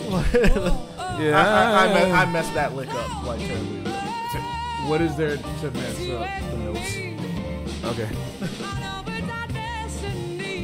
You guys have any favorite big name jazz musicians? I.e. Count, Miles Davis, or Hargrove? Hargrove is actually pretty. I mean, that's the album right there. Yeah, that's the album. Hargrove. That's like his posthumous album. Calling it right now. You said speaking of Roy. Speaking of. Right, yeah, I know. It is swinging. It is kind of swinging. But it was just that one Pikachu syllable that got me a little bit. Favorite jazz musicians. I mean, that's a long list. Oh man, yeah. You know, my favorite. I like a lot of different jazz musicians for different reasons, and not necessarily even the whole entirety of their songbook. Like I like them for specific things, you know. And so I'd say the musicians that stick with me the most, that I'm always listening back to no matter what throughout the eras, Cannonball is at the top for me. Cannonball Adderley is one of the greatest musicians to ever exist. My second channel. Wait, what is this? You can tell it's my second channel because the camera was facing that way. Pokemon theme song. This is. Oh, it's the end. Oh, it's the end of the video. Yeah. Well, skip. Anyway, I was saying, yeah. I mean, Cannonball Adderley, saxophone player, being from Florida as well, of course, is my contender for my absolute favorite jazz soloist, I guess, as a saxophonist. And then in general, like outside of the realm of saxophone, of course, it'll go back to Louis Armstrong. I can constantly listen to Louis Armstrong anytime. I'm always learning stuff from Louis. All the way up to, I find myself listening to Christian Scott a lot. I identify a lot with Christian Scott's music, actually. I have been, still to this day, bump Rewind That. Even though, obviously, his latest music is incredible, too. I'm still always going back to Rewind That. Just because there's so many songs on that album from that era of Christian. Like, that was his first studio release. That was really impactful to me as a high school student. And it defined a lot of how I actually thought about phrasing certain things rhythmically, harmonically, just the vibe, how to put a vibe together. And that really taught me a lot when I was in high school. So that was really influential to me. Of course, the obvious, John Coltrane as a saxophone player. I spent a lot of time listening to Bill Evans' music. Spent a lot of time listening to Brad Mehldau, especially Brad Mehldau. If I were to limit it to a top 5, maybe it's the best thing I can do. Jamie's a top 5. If I limit it to a top 5 in no order that I could just, if you gave me like 10 seconds, top of my head, Brad Mehldau, Cannonball Adderley, Christian Scott, definitely Roy Hargrove, and crap, 10 seconds is almost up. I gotta fill this last one up. Whatever. Forget the 10-second rule. I'll give you 4 in 10 seconds. That's good. Let me give you 5th.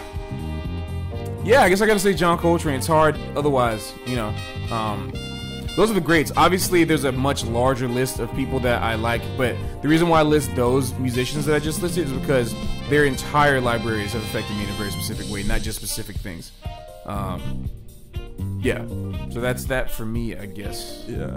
I don't even think I have a top 5. I have like a top 3. One of the spots would definitely go to Ahmad Jamal. Woo! Yes, of course. I originally did not grow up listening to jazz. I grew up listening to house, dance, and hip hop. And then whenever I heard Nas for the first time on that Illmatic record with the song "The World Is Yours," that's how I got into jazz, through samples and hip hop, and that's how I discovered Ahmad Jamal. And then I really didn't dig any deeper until I forced myself to go to school for jazz. And so Ahmad Jamal has been one of the artists that has just stuck with me throughout the years. Like The Awakening from 1970, the first Live at the Pershing album. Yeah. I forget what's the other one I listened to. Was it Happy Moods? Or was it another one? Oh no, it was Ahmad Jamal's Alhambra. All those are so good. I'm gonna put on an Ahmad Jamal recording. Playing jazz on the J-Music. Well, J-pop meets jazz, right? So we gotta do some jazz too. Yeah, that's our entire brand. The second one is definitely Miles Davis. I just in a scene where everybody seemed like they had a lot to say with their playing and with all of their solos. I kind of fell. Well, not I fell in love, but I definitely became intrigued with the concept of using space to say just as much as, or using space to say just as much as when you play. And so I'm always going back and listening to those, to the pre-1960, 1970 Miles records, just trying to understand what I can do to make everything seamless, because it's like I use space in my solos, but am I truly setting up with what I'm playing, am I truly setting up anything for the space to take any weight or any impact? And that leads to another thing about the concept of tension and release that, like, compositionally I can understand. Welcome back. Like with tension and release, like it's a thing that I can compositionally understand, but like improvisator, I don't know what the word is. Well, before I chime in on that, this recording is Ahmad Jamal Trio, and they're playing "Darn That Dream." This is one of the greatest videos on YouTube. It's one of the greatest examples of jazz and improvisation genius, compositional genius, everything, and 3 people playing together in sync and harmony. Unbelievable. But to bounce off of what you were just saying about Ahmad and about like learning about space, when I had this HBO masterclass at Wynton Marsalis about 7 years ago, going on 7 years, it was for Young Arts, and he said he gave everybody a bunch of like three words. So no, 1 word each for 3 of us. The word he gave me was relax. And that was really important for me because I was just like fiery. I was like, I heard stuff and I was feeling it and I wanted to play it. He said, when an event happens, wait. He said, when an event happens, wait. And it took a long time for me to internalize everything that he was saying to me. But what he meant by that was when you play something, you play like a nice line and it's like, and it pops. Don't just play another one. Like, hold up. Hold up, let your message get across. Let people have a time to respond to it. And I thought that was really, really cool. And that really helped a lot, actually. We got some other questions up in here. Thanks for dropping some solid names. Oh, yeah, definitely digging the Christian. Unbelievable. How about some Japanese jazz players? Yes. Okay, I can give you some names of some of my favorite Japanese jazz musicians. Living that I played with. And Nick Kneebank, yo Yoshi man, it's my man Kringus. Wow. Whoa, whirling ha. Oh my god. Everything comes full circle. Oh, it comes full circle. Yeah, of course. See, Masato Honda. Yes, unbelievable. Masato Honda, great Japanese saxophonist, one of the best. Toshiko Akiyoshi, incredible pianist and composer. Definitely digging to her. Wait.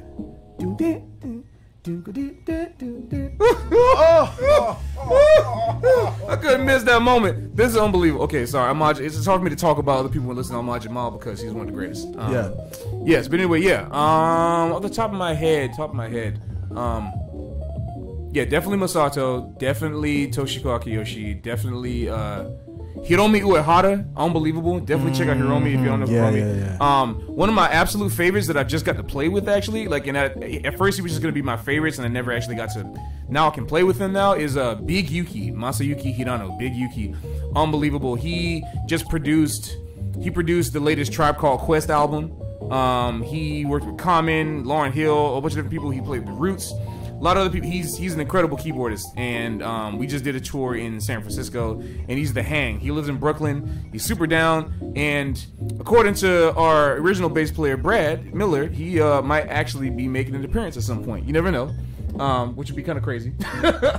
You know, if Big Yuki is down, this is a call out to you. You know, if you want to play, you're more than welcome to play anytime. Let's see, there's a good saxo player on this Persona 4 remix album. Interesting. Oh, is this for dancing the other rhythm game that was for Persona 4 that came out before Persona 3 and 5? Check it.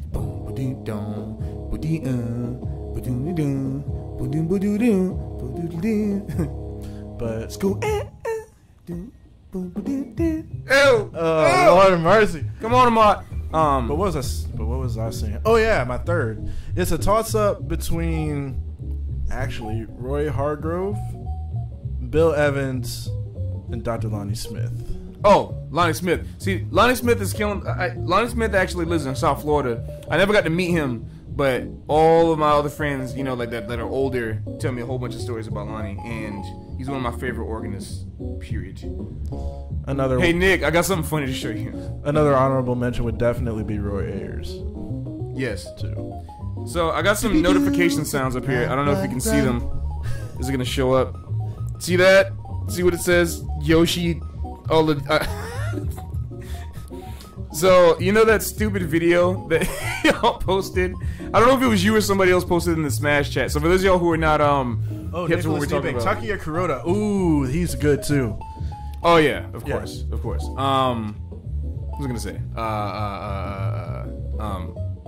We have a musicians. If you're a musician and you play Smash, let us know. We'll add you to the musician Smash chat. And there was a video posted that Yoshi's voice, but it's pitched down and sound like a grown man, which is ironic because that's exactly how they made Yoshi's voice.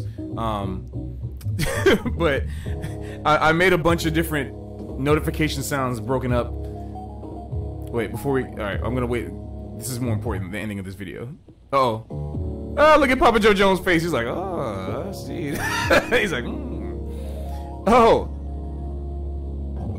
Mason. Yo, Mason Lieberman, you're in the chat. What's up, Mason? Shout out. Yo, thanks for giving us your time right now. Before we hit this Metal Gear Solid, because that's a killing song. Big shout out to Mason Lieberman. If y'all are not familiar with him, y'all need to be. He is unbelievable, very prolific. At the same age as us, at that, very prolific video game and anime music composer and musician and voice actor. He plays cello. So I'm blowing you up right now, Mason, because you're incredible and you've been a really good friend, and I want to do more stuff with you. Mason is a great cellist. He actually played on the Smash 4 soundtrack. You dig that? That's crazy. I forgot what song you said you were on or how many you were on, but I think, you said you did some. Oh no, you said you did some voice acting stuff, or like you have the ability to do voices and you like sing on your soundtracks and everything like that. He says he's not a voice actor. Come on, Mason. But anyway, Mason's incredible. I may have misheard that, but I wouldn't put it past you. Oh yeah, yes, he's incredible. Y'all look him up. He plays guitar too. Plays bass. This cat's ridiculous. Oh, he has his own. He has his own group that has a Persona 5 stuff on Spotify too. If you want to check that out. Really, really, really cool stuff. Thank you, Mason. But yeah, I have this stupid collection of like if you send me a text, it'll do this. And then if you send me an email, it'll go this. Whoa.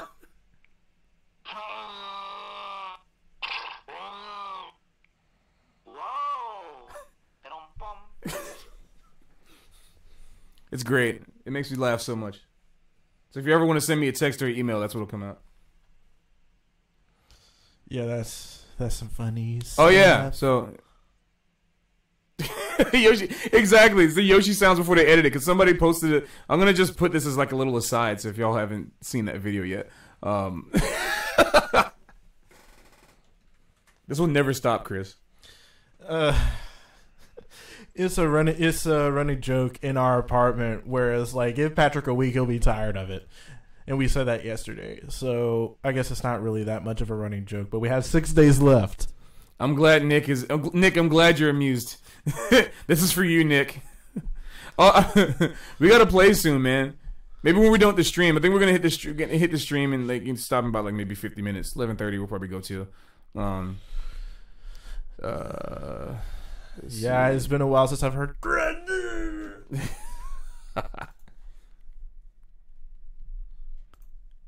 All right, so here's a stupid video.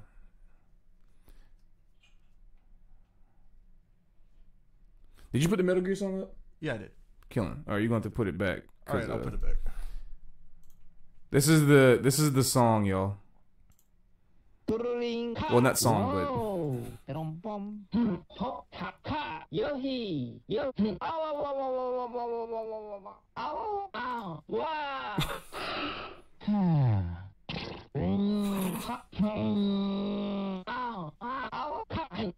there's a Metal Gear Solid show in oh my lord, I can't speak. There's a Metal Gear Solid show in NYC. What?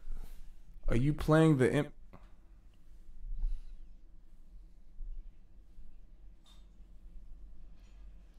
What? No, because we don't know about it. Yeah. Whoa. Snake, you can't do that. You'll create a time paradox. Or no, it's Snake, you can't Snake, you can't do that. You'll create a time paradox. March 23rd? March 23rd. Oh, you're going to be gone. But what am I doing March 23rd? Wait, Metal Gear Solid. Yo, give me some more deets about that, because that's crazy. Hold up. March. I'm playing Jazz at Lincoln Center that night. Wait, is it night? Wait, no, it's in the daytime. I'm playing 1 to 4 with Sean Jones. Whoa. Whoa. No, like, whoa. Exactly. I think I might be free, yo. Yo, I'm so down to go because I don't have a gig. Let me put this rehearsal in that I almost missed in my calendar because it's not there in my calendar right now. It's getting a little real, y'all. Let me. Wait, what time was that? 4 to 6. I feel like such a shitty fan, but I finally got a chance to listen to the 2016. Yo, better late than never.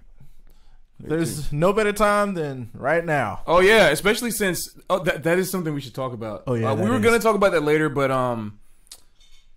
so Time to Play the album.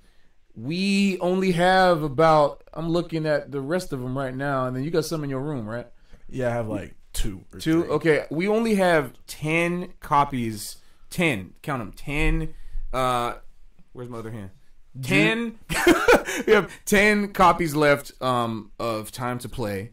So as of now, they're limited edition. We do not plan on printing any more. We might print maybe 50 more after this to sell at our shows, but we are going to mobilize into the phases of doing the next album.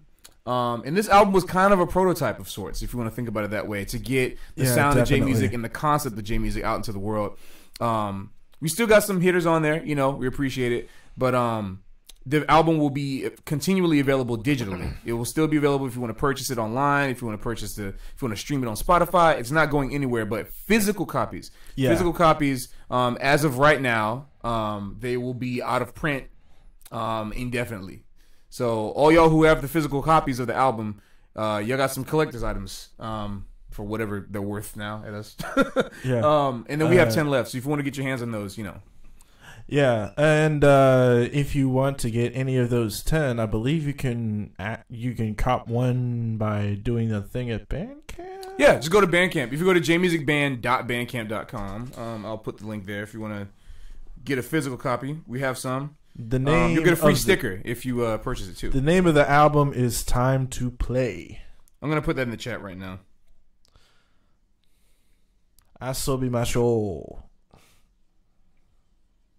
Thank you so much. Appreciate it, Emil.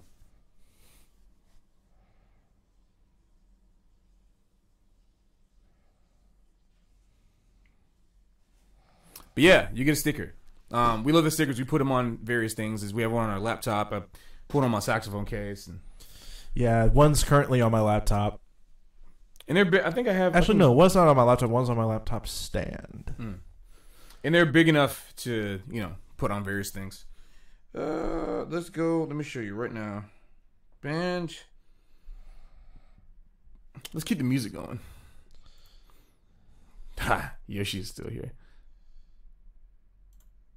About 2 years ago. Oh, ha! The live version. Wow. Yeah, Roy. That's so crazy. You know, we were just... It's a fun place. When Roy passed, man, we had no idea because... he was just bouncing back, too. We just played with him... like some weeks before that too in a big band at Dizzy's. It really hit the community hard when that happened. Yeah, you can order a physical copy, all y'all. Whoa, Mason, really? That would be crazy if you can work that out. Thank you so much. I mean, let's keep in touch on Facebook about that because that would be great to be able to see you because in general, like just to hang. So even if I don't get to go to the show, you know, if you'll be in New York that time, let's do it. Yep, I just sent the link there. So for those of y'all who want to do it, thank you so much. They are... Throwback to Polyrhythm, Frankel Bagel, man. You've been with us for a minute. You've been with us from the beginning. That's incredible. Yeah, we haven't played Polyrhythm in years, man. I want to say years, but maybe it's been months. No. When's the last time? I think Polyrhythm we played. Last time we actually played Polyrhythm. Actually, it's been a year. It was 2017. before the Perfume concert, right? So like a year and a half. Last time we played Polyrhythm. That's so crazy. That was the jam. That's #1 in the book. That's #1, our very first song in the book that we have. Oh, you're not gonna be there. But still, I would love to go anyway. Yeah, live vicariously through me in that moment. Right, yeah. Or I'll live vicariously through you. Woo. Is that Gerald? Gerald Clayton in this video? Yep, that's Gerald. You know, funny thing about Gerald Clayton, when I was living in Harlem, I was living on like 136 in Broadway. It's been that long, crap. I was on 136 Broadway, and there were times where I would see him. I think he was dating a girl that was in that building one time. So in the first 2 months, we would be going to the grocery store, like just crossing paths, like, "Oh, what's up, man?" Just going back and forth. It's really funny. That's the thing about New York. You never know who you'll see anywhere, you know. But yeah, we'd be more than happy to ship you a CD. We have some, so give you a sticker. Yeah, Simple and Clean is actually our most played song on Spotify right now. Speaking of which, on that one, and we got to do a redux of that. Yeah, we gotta, because the resources that are available to us now are far more extensive than when we originally recorded the tune. And we knew it was gonna happen. We knew it was gonna happen that way. Like, we knew at some point we were gonna really get to hammer home the point with the proper resources. Yeah. And the band sounds great. It's just that we didn't have like to really go in with production, you know. Yeah, and then RE Kingdom Hearts, I am also planning an arrangement for 2 new songs from the Kingdom Hearts franchise that I do not want to spoil just yet. Because I gotta play the game first. Exactly. That's so funny. Donald. See, this is what I'm saying. We keep getting these cats coming in. Yeah, I need people to help with the wall. I think Donald comment. I think this specific Donald Trump account actually went in and commented on one of our videos at some point. Yeah. Oh, really?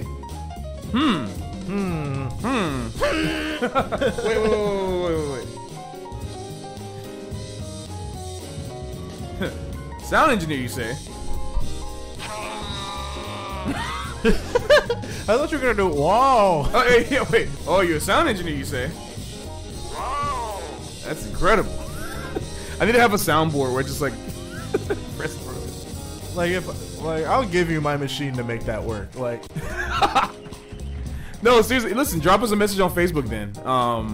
Either on the J Music page or any of our personal @s. Yeah, they are right down there. They're right down there. And in my the bottom right, specific, on the bottom left. Pat Bart Music is my business one for like my Instagram and Twitter and all kind of stuff. If you want to do my personal Facebook, I'll give you that one. It's Pat Bart World. Woo. They always play it so fast live. It's so crazy.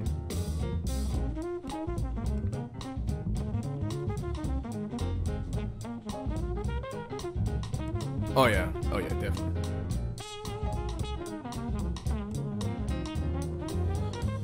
It's funny, this turned into a just straight up, like flat out jazz hang at this point. Like we're not even playing Japanese music anymore. But this is the jazz hang works. that I can actually tolerate. Not the, exactly. Not the, how do I put it? How do I put it without being vulgar? I can't. So I'll just refrain from saying it. And Nick, are you still in here? If you are, say what's up. Because next month, I'll say this month. This month's session is going to be Yoshi themed, and Jasper's going to be running it. So it's going to be a really good hang. Unfortunately, I won't be there. I'll be in your hood, not really your hood, but I'll be in California, August 5th and 7th. And the session's on August 7th. The very next session is August 7th. If y'all want to come out, 6 to 9 p.m. Of course, it's going to be Yoshi themed, in addition to all the other songs that we have put into the book. So come out and hang, come out and play, bring your games and bring your horns, guitars and everything. Come and hang out that session. Next session theme will be announced shortly after that session's over. So yeah, Jasper's dope. Woo! Did I say August 7th? I meant to say April 7th. Did I just say August 7th? Yeah, you said August 7th. Okay, cause somebody put, okay, man, April. Ha! April 7th, sorry, April 7th. And then it's gonna be May 5th, it's gonna be next one. Cinco de Mayo. Domingo Gigante. Instead of Sábado. I've never been to an NY session. I feel a little bit intimidated that I... Well, this is the one to come to, sir. This is the exact set. That's the reason why I created the session. I wanted to, not necessarily a safe space, so to speak, but a community space where it really is just about the hang first. And obviously you can come in, you come and learn how to play, but how to get better, of course, but it's not really about that at the session. It's just about coming here and just hanging out and sharing the music that we both love, that we all love, which is video game music. Video game, anime, and J-pop. And so this is a judgment-free zone, brother. Just come out and we the Planet Fitness and Jam sessions. Yeah, exactly. The Planet Fitness and Jam. That sounds a little interesting. You could get your little jam session. You can get your little playing chop workout, and then ain't nobody gonna judge you after that. Like, I have severe performance anxiety when it comes to playing with the trumpet, just because I haven't played in so long. And honestly, I feel absolutely no sense of pressure to perform or to really kind of overdo myself whenever I'm in those sessions. It's literally a hang. It's all family. Just a hang. Just come and hang and play. That's all it is. Because we all here for each other. We gain nothing by judging. Like we gain nothing because we all here to so. Oh, I understand, but we do them every first Sunday of the month. We don't plan on stopping anytime soon, so come out. Nope. Mason wins the comment section right now. Don't be afraid, roll up, call Meta Knight's Revenge at 400 BPM and watch the horn players drop. And like that's flies. what I'm going to do after this stream. I'm going to transcribe Meta Knight's Revenge. That's the vibe. And I'm going to put it in the book. Do it. See, Mason, you already know the tunes. You should come out. Just come out and hang. You already know the tunes. Yeah, it wouldn't be the first time we had a cello at the jam session. Yeah, actually, like go look at the Pokemon. Go look at the Pokemon session video. Oh, Mason already has a chart. Oh yeah, you know I know why, because that cat that you were introducing me to has a VGMLeadsheets.com situation. So we're doing a very similar thing. We're adding J-pop and anime music to the fray too. So that's the reason what makes our thing a little different.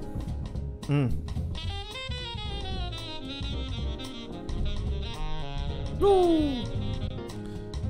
I'm getting hungry. Yeah, same.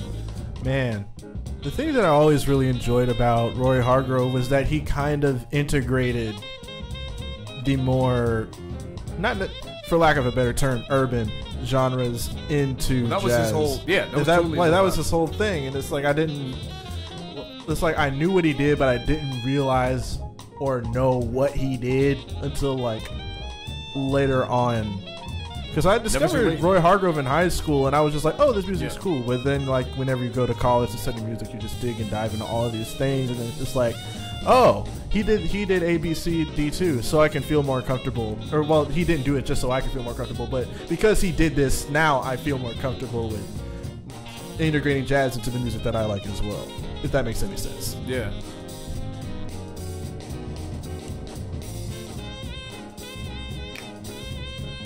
All right, so we are almost approaching the last 30 minutes of the stream. We're gonna call it at 11:30, you know, just so we can, and we're gonna plan the next thing soon. Khrys will be away, I'll be a little busy, but we're both gonna have individual solo streams at certain points. So yes. If you have any ideas for what you want us to see as well, just let us know. We're gonna hang on for a little bit right now. We're just letting you know. We're gonna also, if any of you guys are interested, I will have a gaming channel that will be launching in April. So if you ever want to know what I'm gonna be up to outside of all the J Music shenanigans, I will be gaming my butt off. I will be playing 3 games at a time. Just so. How do you do that? Well, I'm gonna be uploading. You have 6 hands? Like I'll be switching off between which games I play. Like I'll be uploading 3 videos a week. Right. Like one of like Persona 3, the other one of like Final Fantasy 1, and the other one is gonna be like a Kingdom Hearts game, which is actually the first layout of the stuff. So that's. I know. I was just yanking. Yeah. Oh yeah, I know. There was a snowstorm, and I had to kind of. And unfortunately, I hate to skip it, but we've been Oh wait, it's almost at the end too. Cause I kind of want to hear this new Jabez song that Fragolego put in the queue. Oh, look at him vibing. I see them vibing in the clip. That's so funny. That's the only instance in where you can do anything on 1 and 3. Vibe like nod your head. Right, exactly. Anybody want to recommend a hair makeup person in NYC? What's going on, Mason? Are you a part of this show? Are you affiliated? Because I know you know everybody in the industry. Are you affiliated with the Metal Gear Solid show that's happening or something? Like, are you looking for a hair makeup person for them? Or on March 23rd? I mean, the only hair and makeup people I really know are people that I work with at the Late Show with Stephen Colbert. And they're on contract for that show specifically, but I can know them. I mean, I can. Oh, it's for them. Oh, the people involved in the MGS in the Metal Gear Solid show. That's curious. I'm curious that why they would need this early. I mean, this late. I can text the Late Show people to see if they also do freelance. Wait, isn't Chantal still in NYC? The Chantal Martin. Yeah, does she do? She's a makeup artist on YouTube and everything. Does she do other people? Like, I mean, it wouldn't. I don't know, but it wouldn't work. It wouldn't hurt messaging her. Sure, I'm just. I mean, but for this kind of a situation, like I would want to go somebody who's like in the industry. You know, like, you know, like. Yeah, it's like I get that, but I was just because like, it's like Metal Gear Solid at freaking. It's not necessarily me like trying to plug in my friends. It was like, oh, I have an idea. Right. Well, I was saying like the Late Show people just because like I know like that they've done makeup for like Ariana Grande and Lady Gaga and all that kind of stuff. So like I know that like if you're looking for like that kind of situation, I can try to get you their contact info. $200 budget, 4.5 hour commitment.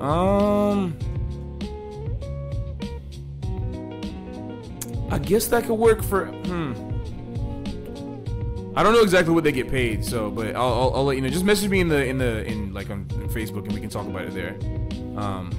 Let's see, Pat, you got a message on your private Facebook page. Great. All right, cool. Thank you, Nico. We can finally be in communication. And yeah, that snowstorm really jacked us up, but we had we rescheduled it for the following week because of what happened. But now we should be on track until Mother Nature, you know. Also, I just want to make this thing known. Lamel, thank you so much for your donation. It is greatly appreciated. Oh, wow. We got some? Thank you. I do not want to expose his real name. Flat Zone. That's right. That's coming up after the Metal Gear Solid song. It's 7 minutes. You don't, and I can guarantee you don't need to listen to all of it. So Metal Gear Solid 2 is going to be a quick listen for sure. Word. And also Nujabes. The inimitable Nujabes. Everybody tries to make their silly little lo-fi tracks. Nujabes is the man. The Japanese undeniably Jay Dilla. yes, exactly. I was just about to say that. That's exactly what I was about to say. Wait, He's the Nujabes is the dude that invented 2.5s. I'm pretty sure. oh, I thought they were about to play "The Lamp Is Low." Dream do dee dee dee dee doo dee da, the lamp is low. You are the No job ocean's is gray no wave. job is new job is.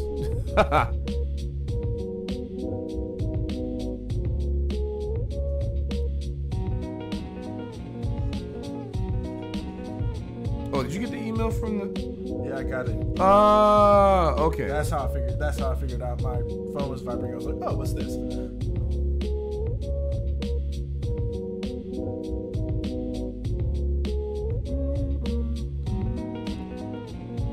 Yeah, because like if I look at the Gotcha. For some reason I didn't pull up on. Yeah. Oh, that's why. Because I kept getting it consolidated all in one. Yeah.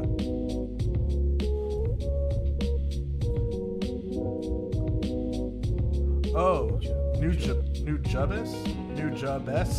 Where's the accent on that? Each other's.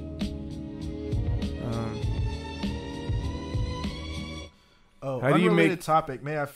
Yeah, how do you make it as a musician looking at my pros grad prospects? Okay, so what year are you, well, first of all, what year are you in school? Wait, oh my. I was fully expecting that hey mashup.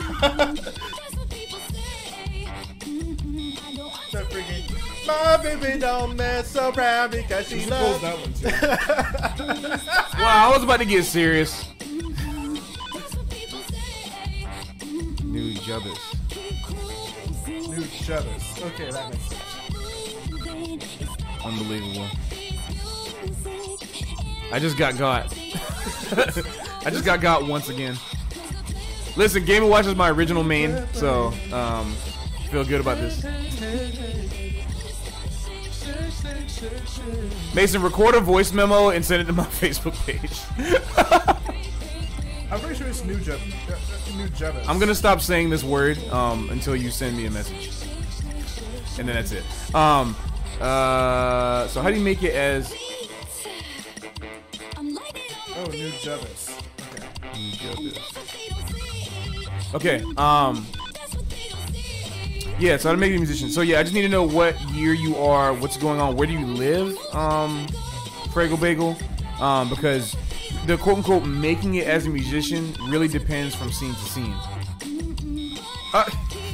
Okay. Mason's call. All right. There we go. I'm gonna. My Lord, here we go. Mason's calling me. I'm about to get chewed out. What's up, Mason? You're on speaker. Nujabes. Nujabes. I know it doesn't make any sense, but I work a lot with Substantial. He told me for a fact. Anyways, peace. No, I believe you. Thanks, Mason. Nujabes. Niggas like, what the heck is happening? Niggas like, Ichinen say that. I have no idea what's happening. Friggle Bagel said he was the first year student. He said we Canadian. Okay. This is officially a college stream. So you're Canadian. Okay, actually, I have a close friend that also is, I mean, you probably know her. You know Bria Skomberg. She's an incredible trumpet player. I know she's big in Canada. She's also big, here in the States too. I've been in her band for the past year and a half now, just doing different tours and traveling with her. But Bria would be a great person to talk to because she actually spent some time in BC, in Vancouver, building up her presence as a jazz musician before moving to New York. So, I mean, I think it depends on what scene you're trying to get into, like what kind of music, because unfortunately, even though I don't want to we don't want to really be pigeonholed all the time as musicians, as jazz musicians.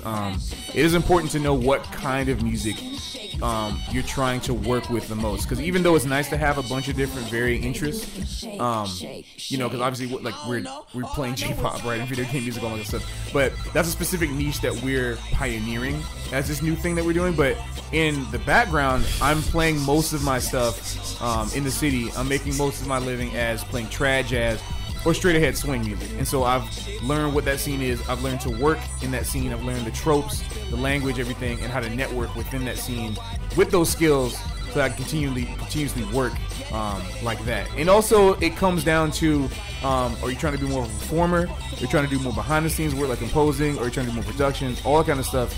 In 2019, because we have so many different options available to us, I'm sorry to break this. Would impact that. I'm sorry to break this thing, but it switched from Taylor Swift to Childish Gambino, and I'm laughing my ass off. I understand. But sorry, let me, you said yes, you did. Yeah, Fraggle, you're asking me a very serious question and then playing this very ridiculous Game & Watch mashup. But I love it. Honestly, it's the act as a tribute. Mason. Just hit !port song request. And then put the YouTube link. As a gigging musician. So yeah, that's the thing. Like I said, I don't know too much about the Canadian jazz scene, unfortunately. Like I've played in both Montreal and in Vancouver, so both sides. I haven't spent much time in Toronto, but I know the coast a little bit. And from what I understand, there's a really big, thriving trad jazz scene in Vancouver, and there's a big creative music, kind of like I hate using that word, but like contemporary jazz scene in Montreal. KK. Yep.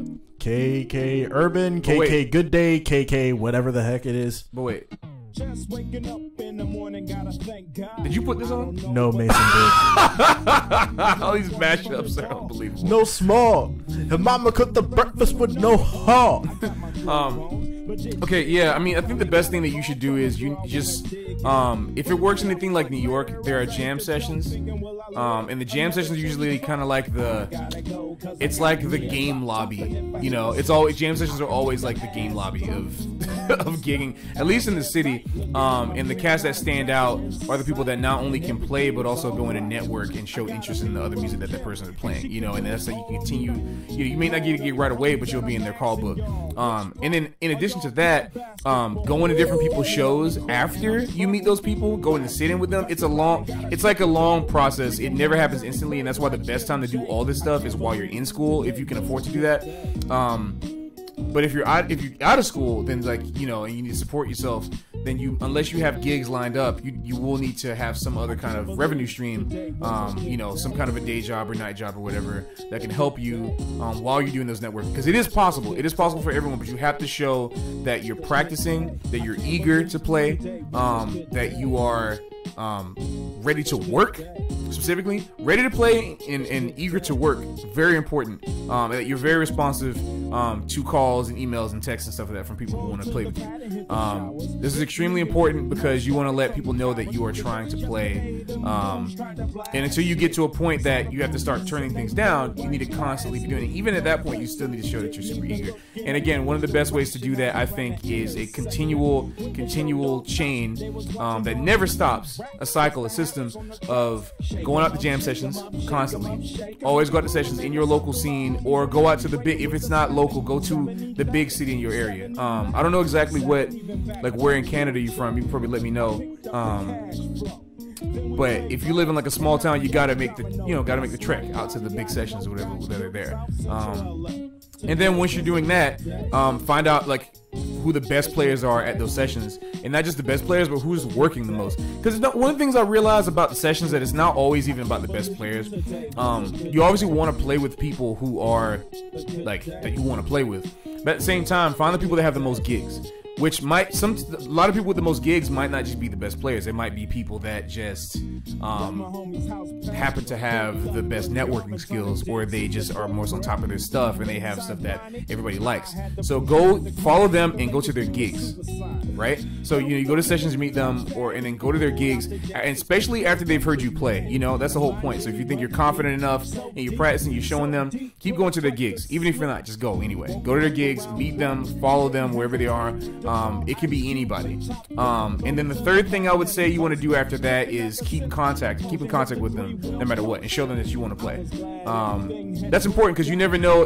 And I would say go find those people that play your instrument and those that don't.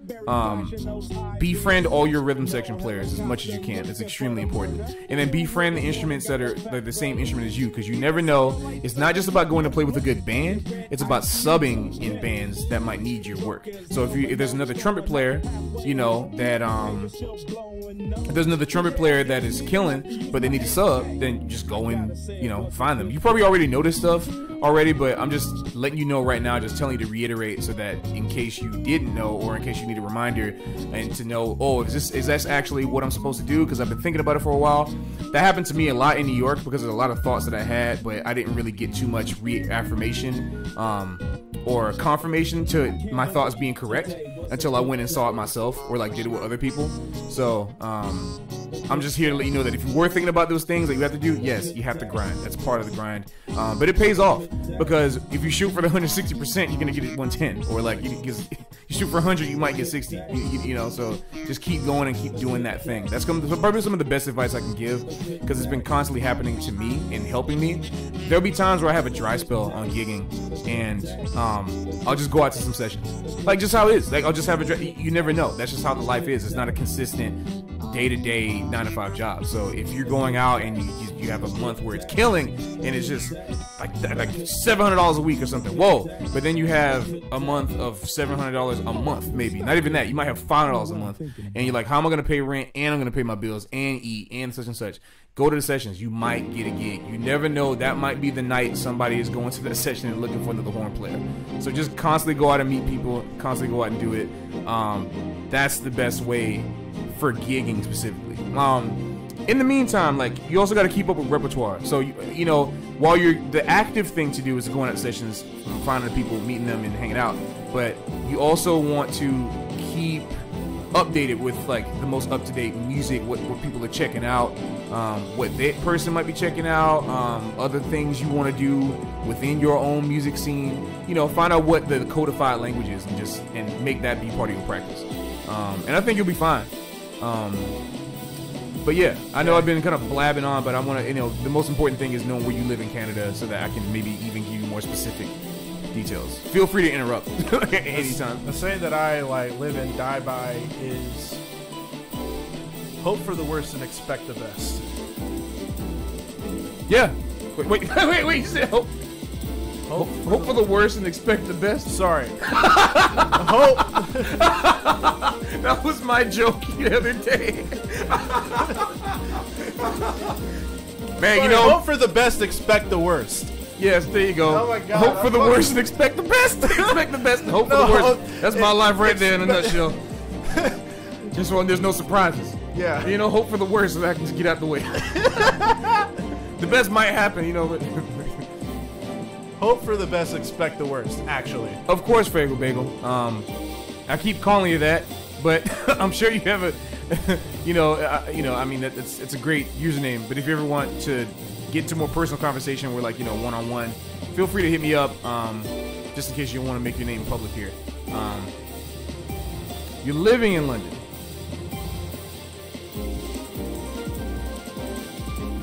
Def planning on hoping for the worst, expecting the best. Good question.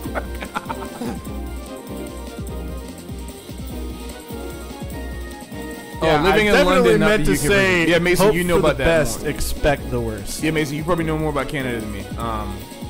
And you were in Boston, so you know more of the close to the northern areas, some from Florida. God, my lesson teacher's gonna be so mad at me. Don't worry, not all of this will be up. That's way too funny, though. That's way too funny. I mean, that's how I made my living. Hope for the worst and expect the best. What is this? This is so killing. It's from Sora looking.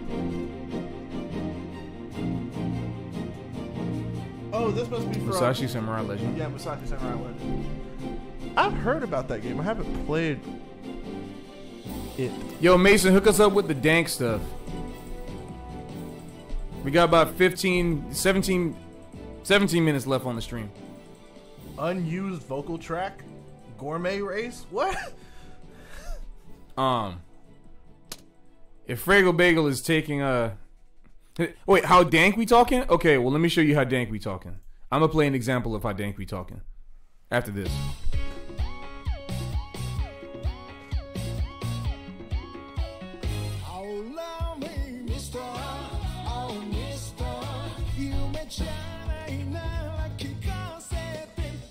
Please don't tell me you're about to... Okay. Alright. I'm about to put on a song of how dank we're actually talking. Alright, is this the actual music video? Yeah. Wait. It's not on Sasakuda's channel anymore. It's weird.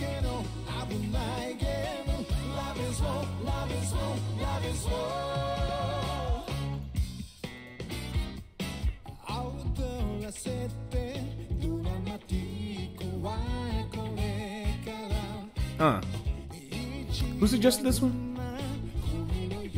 This one? It's killing. Oh, Mason did. Yeah, Mason got the tracks. You got the tracks? Mason got the tracks, dude.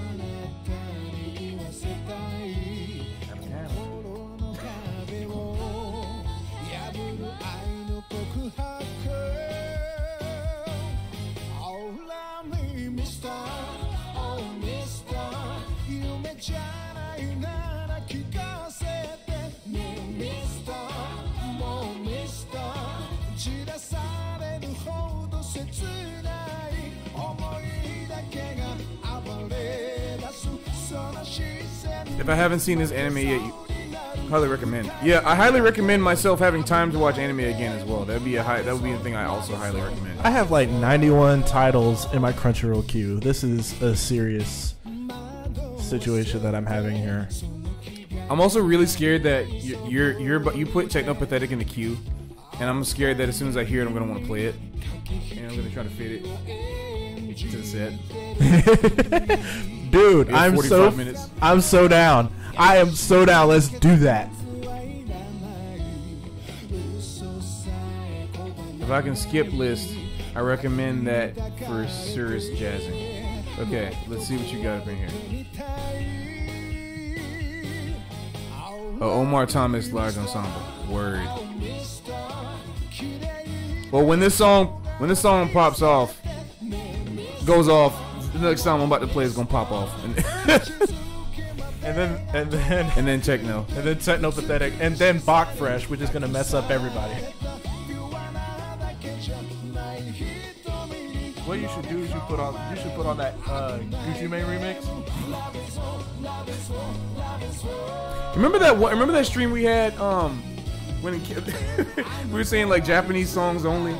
And oh yeah, and that cat just came in just like putting like gangster rap, like just really vocal gangster rap in the chat. Was it? Were you a part of that stream? I don't think I was. Oh, it must have, okay, because I must have been DJing or something. Because I was like, oh yeah, I was doing an instrumental stream and somebody was just like only putting gangster rap, and it's like, okay, great, this is exactly what I was looking for. I had to, what's the word? I had to mute him. What? Decline. I'm so tired. Regular, it's on King D's theme. Man, I'm probably gonna play Smash after this. Why don't we just live stream that? We will eventually. Yeah. Just get that. I mean, the Elgato is in in the vibe. Yeah.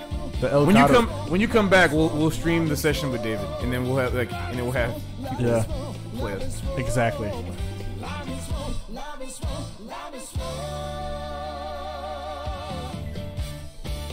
Yeah, get in Smash. We'll love to play.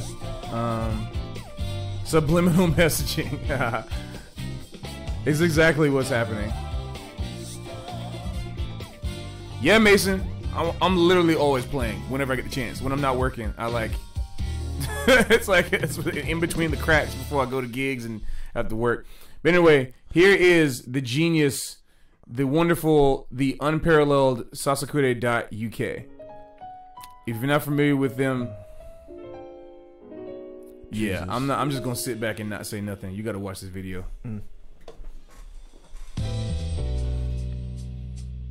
This is the person that gave me the last straw impetus to creating this band with Sasakure.uk. I was like, this is genius in everything that I love about music.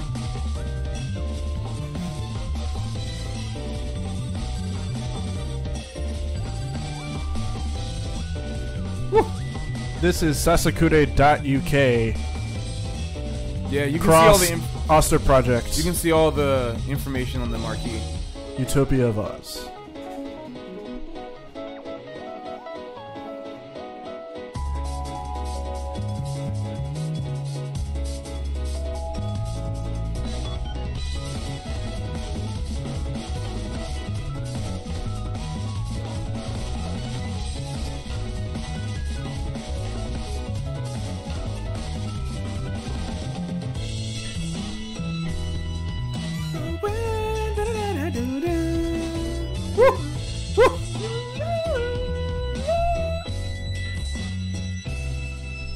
Oh, the name's right there. Sasakure.uk.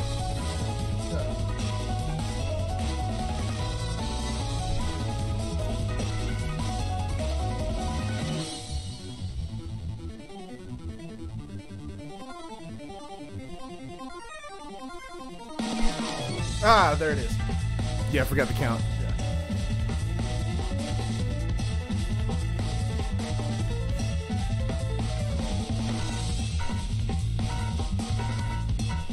It's been so long. Yeah.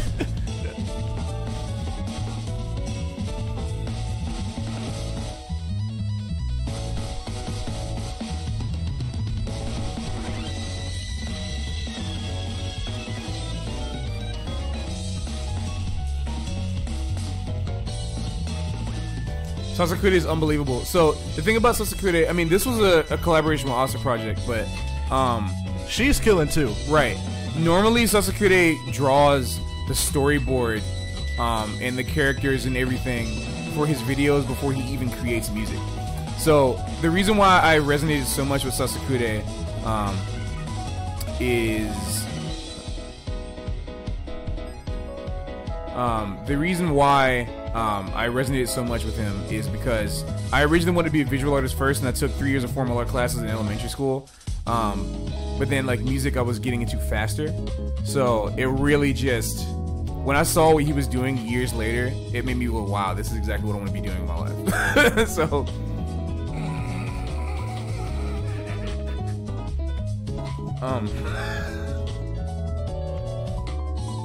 okay.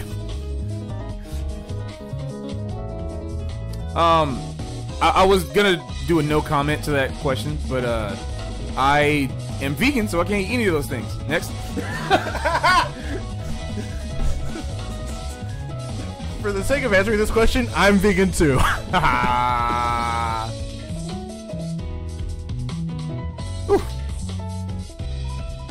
Yo, also Bad Companies is unbelievable. Yeah, Bad Companies. Same album as this. Yeah, Metro Jacks. Tiger Rampage. Oh yeah, of course.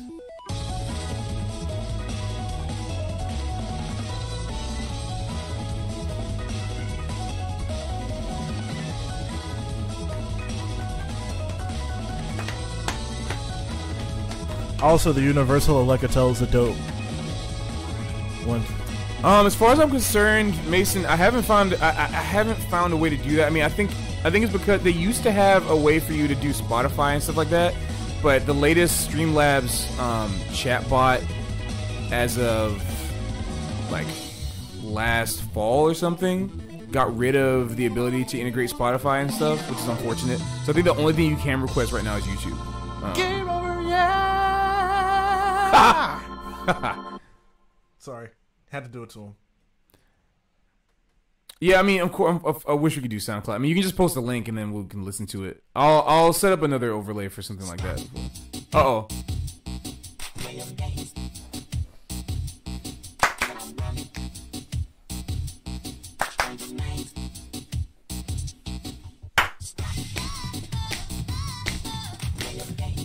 If I figure out this vocoder situation, it's over for absolutely everybody.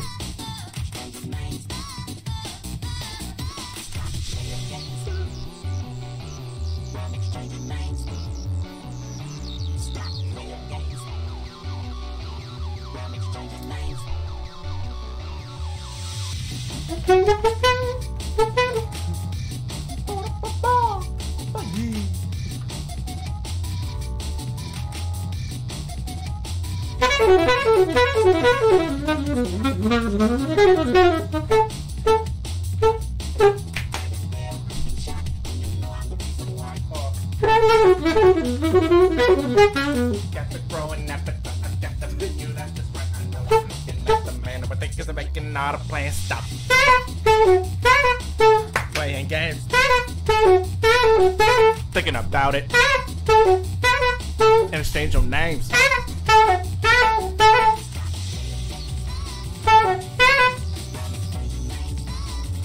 Ooh, that's a good question.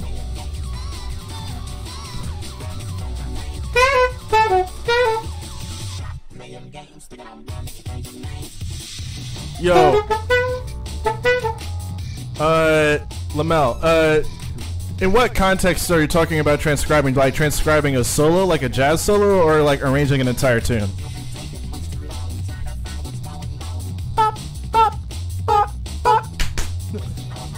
Oh, how do you approach transcription? All of my peers tend to do full solos, transcribing solos. Okay, oh man, I want to answer that question, but I want to give you full attention, and unfortunately this song is super popping. But I'm gonna answer that question. I'm gonna definitely 100% get to you on that. Yeah, I can answer that takes some more insight. Yeah, I can answer the whole arrangement. I can answer the arrangement transcription thing, but solos is that's more of his department. Break down. Oh man, I love this.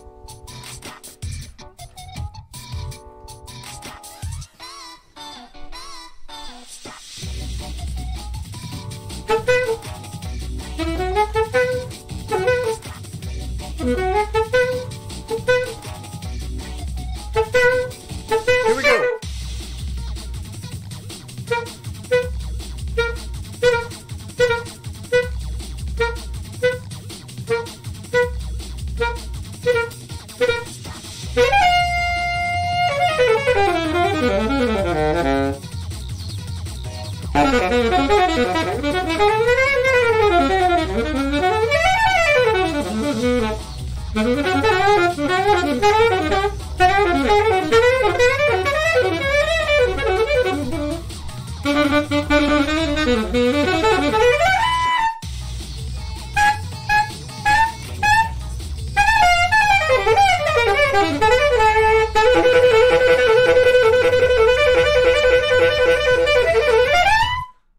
Oh. Yeah. Oh. Ooh. Wait. I'm the Ripper. 90s worst nightmare. Catch me if I Lower than my GPA. Riding and swerving. Kush, I'm blowing. Doors wide, my trunk bark like Eddie Roll. I'm rich, but you can call me Cheap the Ripper. That's PRPS, there's a man riding a horse on top of my chest. Okay. First, I am the man. I be slam dunking, Tanqueray shots, Willie Brown. Okay. 3 gold. Beat you. Round 2. Me these shoes. Keep calling. Loopa loopa. I forgot this part. Oompa Loompas. Yeah, hell some Oompa Loompas. Hey, Bureau. My 10 teens woke up the neighbors. Interior crocodile alligator. I drive a Chevrolet movie theater. Wow, my God. way to take it back 12 years. I want to answer this question, so this completely threw me off my game. Okay. Oh my God, that was hilarious. Wow, that's some funny stuff. Okay. Yeah, so improvisation. I guess it'll be the last question we answer before, and this is an important one too. So Yeah. the question is, how do you approach transcription, and integrating? Yeah, in terms of integrating to your vocabulary.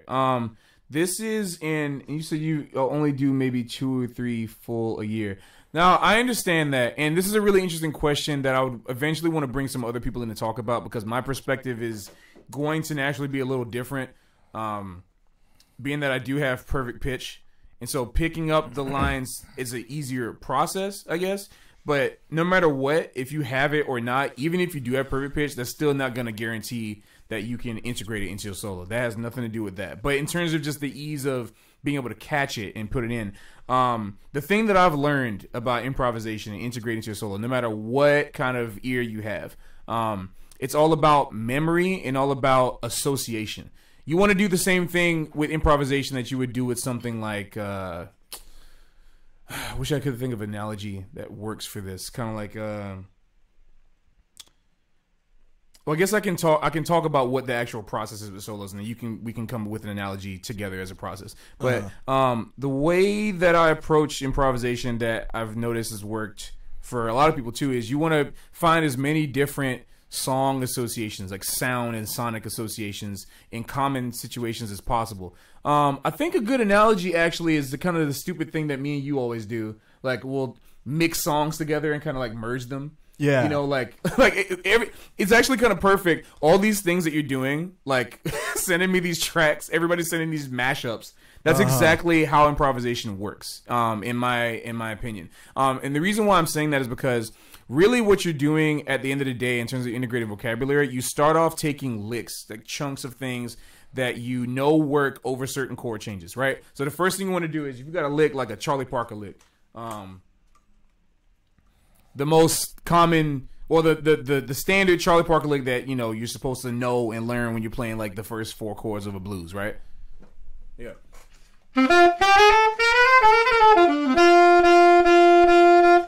You know, now's the time. You know, that's the thing, or you know, opera vibe, all of that stuff. You know, you take that lick, you know, you know that works on an F7 chord, right, or whatever. You can put that over any F chord, over any situation, no matter what. So you want to take certain licks that you learn and find out as many different situations that they work in as possible. Now, this may not be like a conscious process. Like this might not be a situation where it's like, this might not be a situation where you are necessarily. This may not be a situation where you're necessarily doing this like, oh, I'm just gonna see as many different songs I can put this lick in. It's just a thing that you think about via association. Train your ears to hear the same licks over many different chords and many different song situations as possible. So that's why when we heard that, like, what was that Bramble Blast? And yeah, then, with Fetty Wap. Fetty Wap. Yeah. It's like, the reason why that works is because they took the song and pitched it up, right? So a lot of songs do it. They pitch it up, and the song is mostly just diatonic. He does 1, 2, 3, 5 pentatonic for the melody.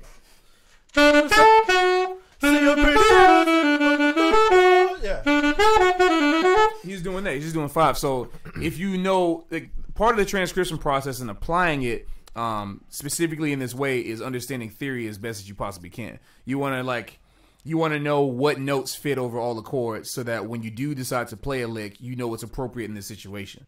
And eventually you come with your own licks by making sure you have patterns under your fingers too. So I can play. I think it's important to make sure that you understand all the different types of patterns that you can play scales in and pentatonics, so that you can blend them in and figure out where all the licks go. So I can do like, it's an example of a good, like Sonny Rollins lick or something. I don't know. Nah. Well, I guess like Sonny Rollins will do this on like the fourth bar of Tenor Madness, right? It'll go. I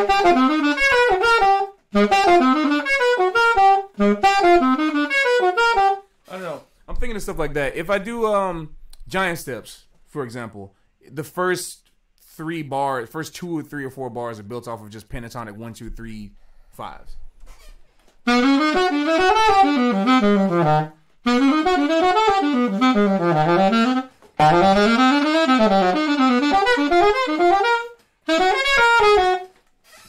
That's like, you can play that kind of thing over any situation that the chords fit, but you have to understand that he's only playing pentatonics. And so you can take that same concept of pentatonics, if you hear the way he does it and you liked it, well, you can try to do it in his style, but just making your own combinations of the pentatonics. So if I were to try to slow that down and kind of invert the licks a little bit, you know, take a lick and mix it up a little bit in your own way. So I'll do something like...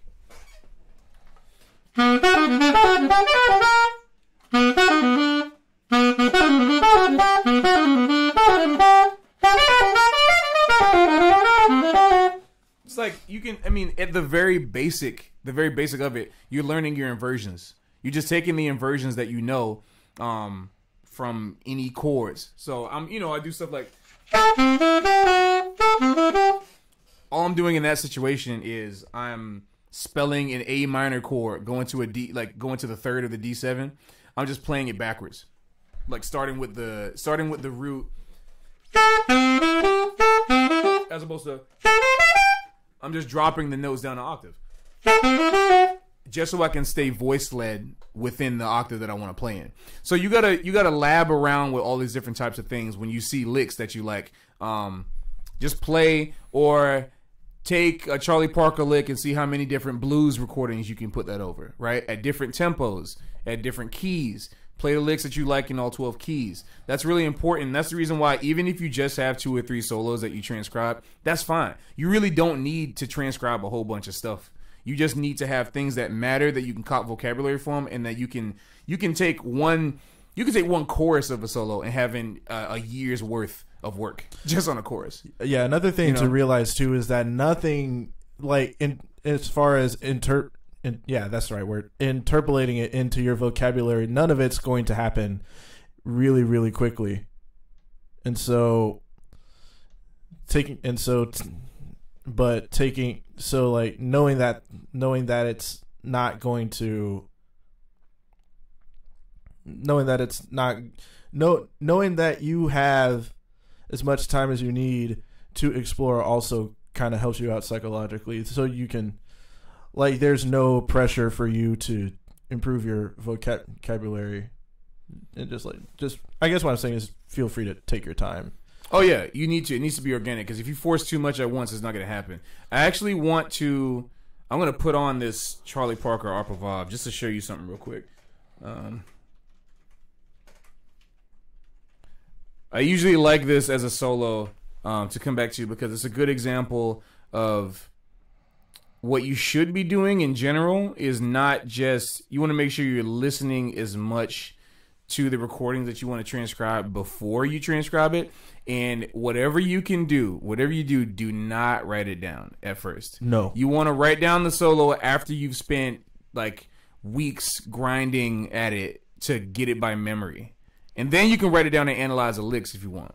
But at that point, you might find that it's useless if you do that. You might spend so much time learning it and then you memorize it. It's like, oh. That's also another way to passively like internalize those licks in your head, like transcribing them and not writing them down, because you're playing them over and over again.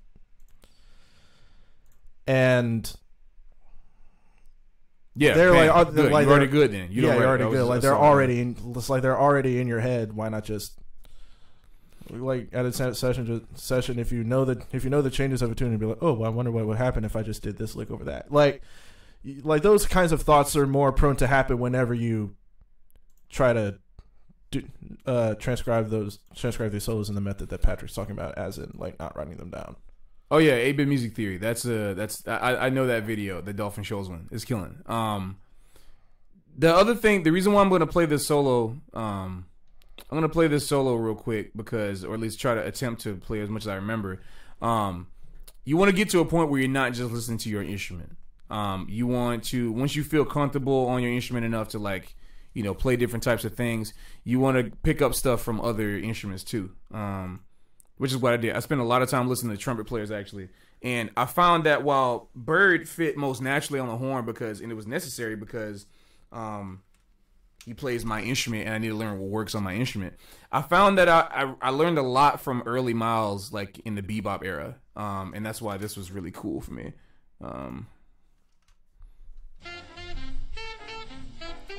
This is the absolute most jazz, like extreme jazz that is getting on this channel right now. I'll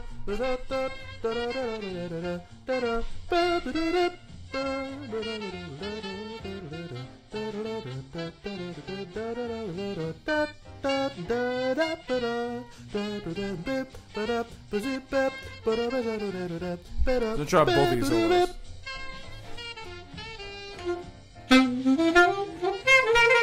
It's been years. Wow.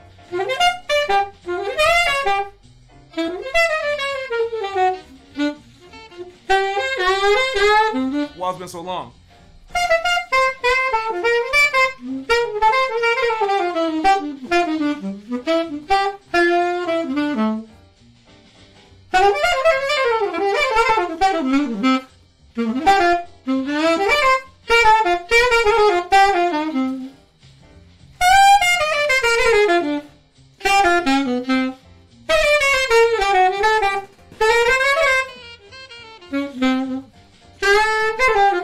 This vibe.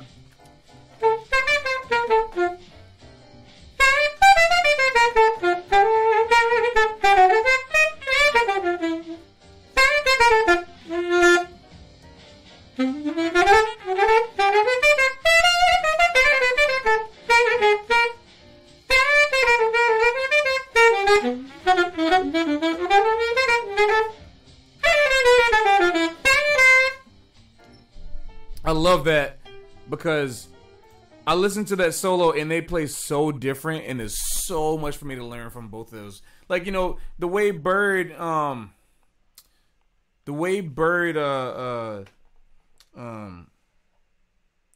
phrases is really interesting because he kind of floats through the notes. He's not so eighth notey. He what Winton likes to call shuffles the notes. It's like, you gotta.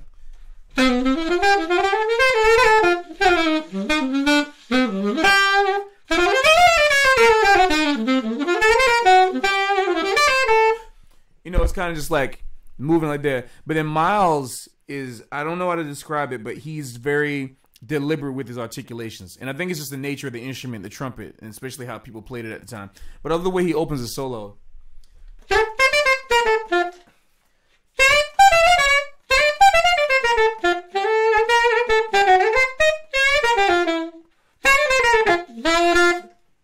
So like those little things like that, if I hear a trumpet doing that and I really like it and I want to play it, I'll try to figure out what I can do to kind of imitate what that is, right? So if I'm playing saxophone, I'll hit like palm D going to close D, so I can get that trumpet doodle tongue thing that brass players can do.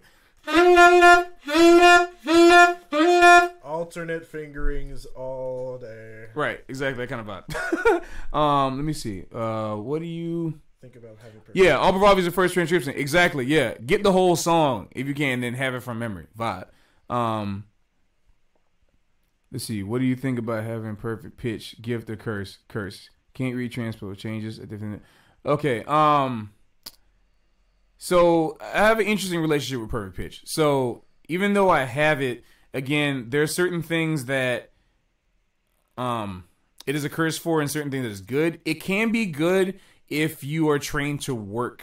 The problem with a lot of people with perfect pitch is that if they don't use the fact that they can hear things easily to their advantage, then they're going to lose like their knowledge to actually play the music. And I actually have a few friends that I went to college with who did not place. And I said this on a previous stream before about why perfect pitch is cool, but it's not the end all. I have people that didn't place out of theory, even though they had ear training. Didn't place out of ear training, even though they had perfect pitch. Because they just didn't know how to spell certain chords, or they didn't know the reference. They heard all the notes, but they couldn't put them together. And that's the issue. I had a lot of people with relative pitch actually that passed out of ear training, because they just train themselves. They work hard at it. And I think that always pays off more than just having the natural ability, because you can have the natural ability but then be really lazy.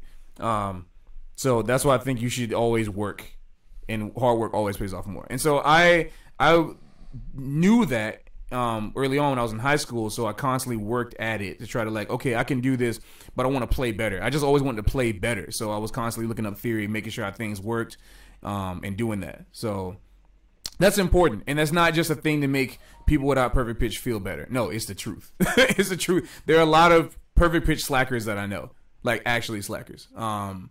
And it's unfortunate because I always thought man, I'm jealous of cats that have relative pitch, because I feel like there's a certain process you have to go through to learn different things about music that I didn't come into later in life. I had to come to later, mid college, post college, where everybody else is doing that in high school just to get through it. So yeah, I don't know. It depends. It can be a curse because sometimes things can be annoying, but but other than that, no. I don't think perfect pitch affords anything more to the musician than the ability to hear the notes. If you don't know what to do with that, then it doesn't work. And you can lose it anyway. Your hearing goes sharp as you get older, as you get into the elderly ages. So we're all gonna eventually be the same. It also depends where you are on the spectrum of perfect pitch too, because. Yeah, well, again, I know I'm saying a bunch of stuff you probably already know since you're studying jazz out there. Hope I'm not being redundant. If there's anything specific you want to know, just hit us up. I can try to be more of help there. And then Khrys also knows, he can help a lot about. He had a composition degree for the Mad School of Music, so he can talk more about transcription for composition in that sense. We're both working on that kind of thing. Yeah. But yeah, I mean, I'll probably just tell you to look at this book called Behind the Score, because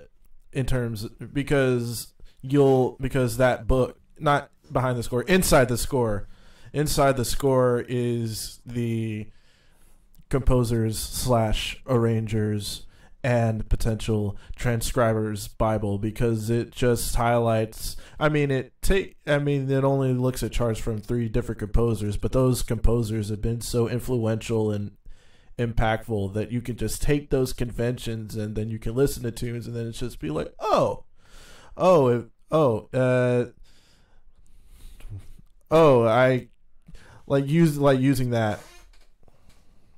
using that perfect pitch to figure out, this is the lead note. If this is the lead note, then he's probably voicing this section this way. Exactly. Applying it like that is very important. Yeah. All right, y'all. Wait. Talking about the Rayburn Wright book? Is that one you're talking about? Yeah, Rayburn Wright. The name was drawing a blank, but yes, Inside the Score by Rayburn Wright. Haha, Mason. But yeah, Lamel. I'm hopefully. I do know your real name. I'm just saying Lamel here on the chat. Yeah, I'm glad we're able to help in some kind of way. We're always down to talk. Always down to hang when we have the time. And Mason, yeah, also it helps me relive my old college days too. Also, a full disclaimer: I am by no means a jazz person. Get out of here, man! You went to Manhattan School of Music for jazz composition. Yeah, but look where that train has taken me. In a J-pop jazz band. New York City's J-pop jazz band. All right, you got me. But yeah, y'all, it's been a pleasure. We went a little bit over, but I don't care because this is all for y'all. We having a great time anyway. We started a little late anyway, so this is also education is important, extremely important, especially when you can get it for free. Right. So but at the end of the day, we're friends. We're here to hang. So, what does Khrys do? Okay, Khrys plays trumpet and keyboards and is the co-head arranger here at the J Music Ensemble. Yes. And he said happy birthday. Oh, thank you. So yeah, you'll see a lot of him in all our videos because we live together and we're constantly bouncing off ideas to make stuff happen. So just to do a quick recap of all the recap. I literally just said recap. Oh, Lord have mercy. Just do a quick recap of all the stuff that we talked about. We have in April 28th, we got Adam Neely joining us. Adam Neely joins the J Music Ensemble, which is really killing. Joining with the rhythm section that's going to be backed by Norman Edwards, Matt Wong, and Sean Ritchie. Of course, the full band we actually have plans on taking like the first 8 characters roster thing and Smash and putting all the J Music headshots there. Piranha Plant just totally trashed that effort.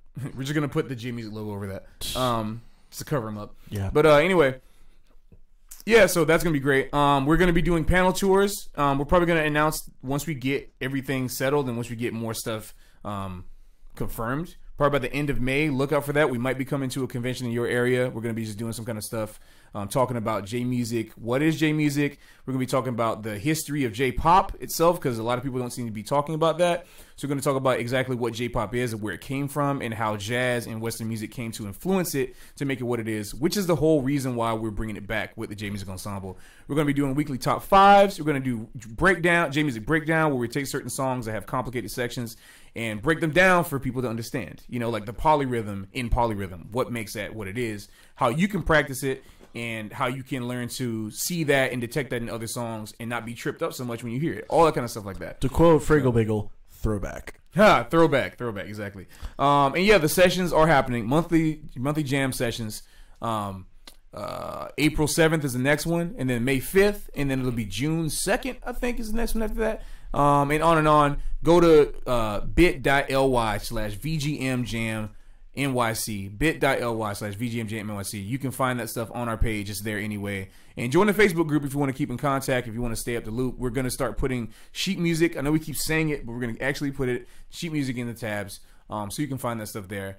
And let's see what else. I mean, those are the most major updates that we have right now. And if anything else, if you like what you saw, give this video a big thumbs up. Don't forget to hit that subscribe button in the description box below. Also, click the bell to the right of it to stay updated on whenever we do upload a new video, as rare as that is nowadays.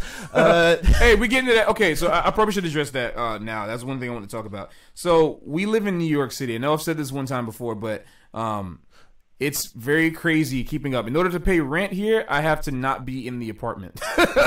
So until we have a dedicated team, I mean, Khrys at some point used to edit the videos, but I didn't want to put all that work on him anymore. So I learned. He taught me how to use Adobe, which is cool. So I'm doing most of the video editing now, and he's doing most of the graphic design and stuff like that too. So that's how we keep the team rolling and moving forward. But there are a lot of. Also, the other thing is, in terms of getting the videos together, we have to rent the studio. We have to find opportunities to get more of this stuff happening. But we have a lot of videos in the reserve that we are going to put up. And the sessions are also a great way to have more stuff like that. So stay tuned for those videos to be put up at a nice schedule. We got another one in the mix. Actually, we're going to throw some of the stuff from the Kingdom Hearts session that we had. That'll be nice. Yeah. We did stuff like, we did Simple and Clean. That's a really interesting thing. Me and Khrys did a Simple and Clean J-Music acoustic version of it. Which is actually on our YouTube channel if you dig deep enough. Wait, no, well, no, the acoustic. From the session. Oh, wow. Yeah. Wait, I got you. Here we go. It's like, did we do one? We actually did. There is an acoustic version of Simple and Clean. Whoa! I know, it's amazing. Anyway, let's see. Are we going to PAX East? I am not. When is that happening? When is PAX? I don't know. I'll find out, and then if I can go, I would like to go. I'm trying to go to as many of those gaming events. And also, so that kind of stuff. We had a lot of videos that are coming up. Is there any last questions? To clarify, Polyrhythm is a song by the J-pop girl trio Perfume. It is from the late 2000s. It was one of their first breakout singles. If you had not checked that out, go check that out. It is amazing. Yeah. So Polyrhythm is a great. If you'll see. You were wondering if it was an original. Oh yeah. No, it's from like you said, from Perfume. Yasutaka Nakata is an incredible not arranger. The heck, Producer. Yeah, I guess he technically arranges. Yeah. Producer, composer. He is the producer and manager of Meg, Kyari Pamu Pamu. He did some stuff with SMAP. There was stuff from SMAP, of course, but just briefly. It wasn't too much. But the artists that he did manage were Perfume, Meg, Kyari Pamu Pamu, and there was another recent one. Besides his, but I guess once before I figured that one out, the fifth one's Capsule. That's his own group. So check him out. He's incredible. We might start doing some of that stuff too. Chris has some arrangements of Capsule's music. Yeah. Was it end of the month? I probably won't be going because I'm actually going to the Perfume show. So I will unfortunately have to miss PAX, I guess, at that point. Yeah, I'll be working on my own big band at that time, so I won't be able to make it out either. But yeah, once again, y'all, we really appreciate y'all being here. We want to do this stream because it's special, because Chris' birthday and it's St. Patrick's Day. So I get 2 birthdays a year, which is great. No, but anyway. So yeah, feel free to ask us any questions at any time. It does not have to be limited to the stream. We want to always keep it open for everybody. If y'all have some things that y'all want to know, we'll try to keep up. We always we can text stuff, Yeah. And we'll try to keep these streams up. If you really like this stuff, we'll do some more. We got video game streams happening. We got music streams. I'll do another solo stream if that's something y'all into. Once I figure out the latency issue, that'll be better. Yeah. And also to answer... What is it? When does this be on stream? That kind of vibe? Yeah. Oh, when? Yeah, will a lot of this be on stream? Oh, so one thing we're going to try to do, we usually stream the sessions, at least in some capacity. But for other gigs, we're not sure yet. It all depends on the equipment and the capabilities of the equipment that we have to do that at those live shows. And if that was in reference to the panels that we were going to be doing... Never thought about that. We'll keep you updated. Yeah, if we'll that's keep a you thing. updated on that one. That's a good idea. Yeah, we can demo it. Right. Mm-hmm. But either way, we appreciate y'all so very much. We'll stay tuned for some of the highlights from this chat, from the stream. Yeah. If you have any other questions that are directed towards us, our ats are over there. You can also, where was I? Oh yeah. Hope you like this video. Big thumbs up. Subscribe. Hit the bell. Oh yeah, we're also on social media. We're not only on YouTube. We are also on Facebook. We're on Twitter. We're on SoundCloud, Tumblr, Reddit, Insta. Yeah, I forgot about Instagram. Insta's getting some good players. Yeah. But anyway, that's it for tonight's stream. Links are in the description box below. Yes. We hope y'all enjoy. Oh wait, I'd love to hear you guys do a J-pop. Yes. We're talking about that with my friend Tristan. To make some kind of a 10-part series or something of the history of J-pop, because that is for some reason not on YouTube. And we love doing that kind of thing. But anyway, we're very tired. We're going to get some kind of a rest, at least from the internets. I am getting food. Yeah, we got to do that. Let's do that. I want food. Let's do that. All right, y'all. Thank y'all so very much. We love y'all. Y'all the best. Hashtag JMusic the future. Always. Y'all the JMusic community. And we will see all y'all soon.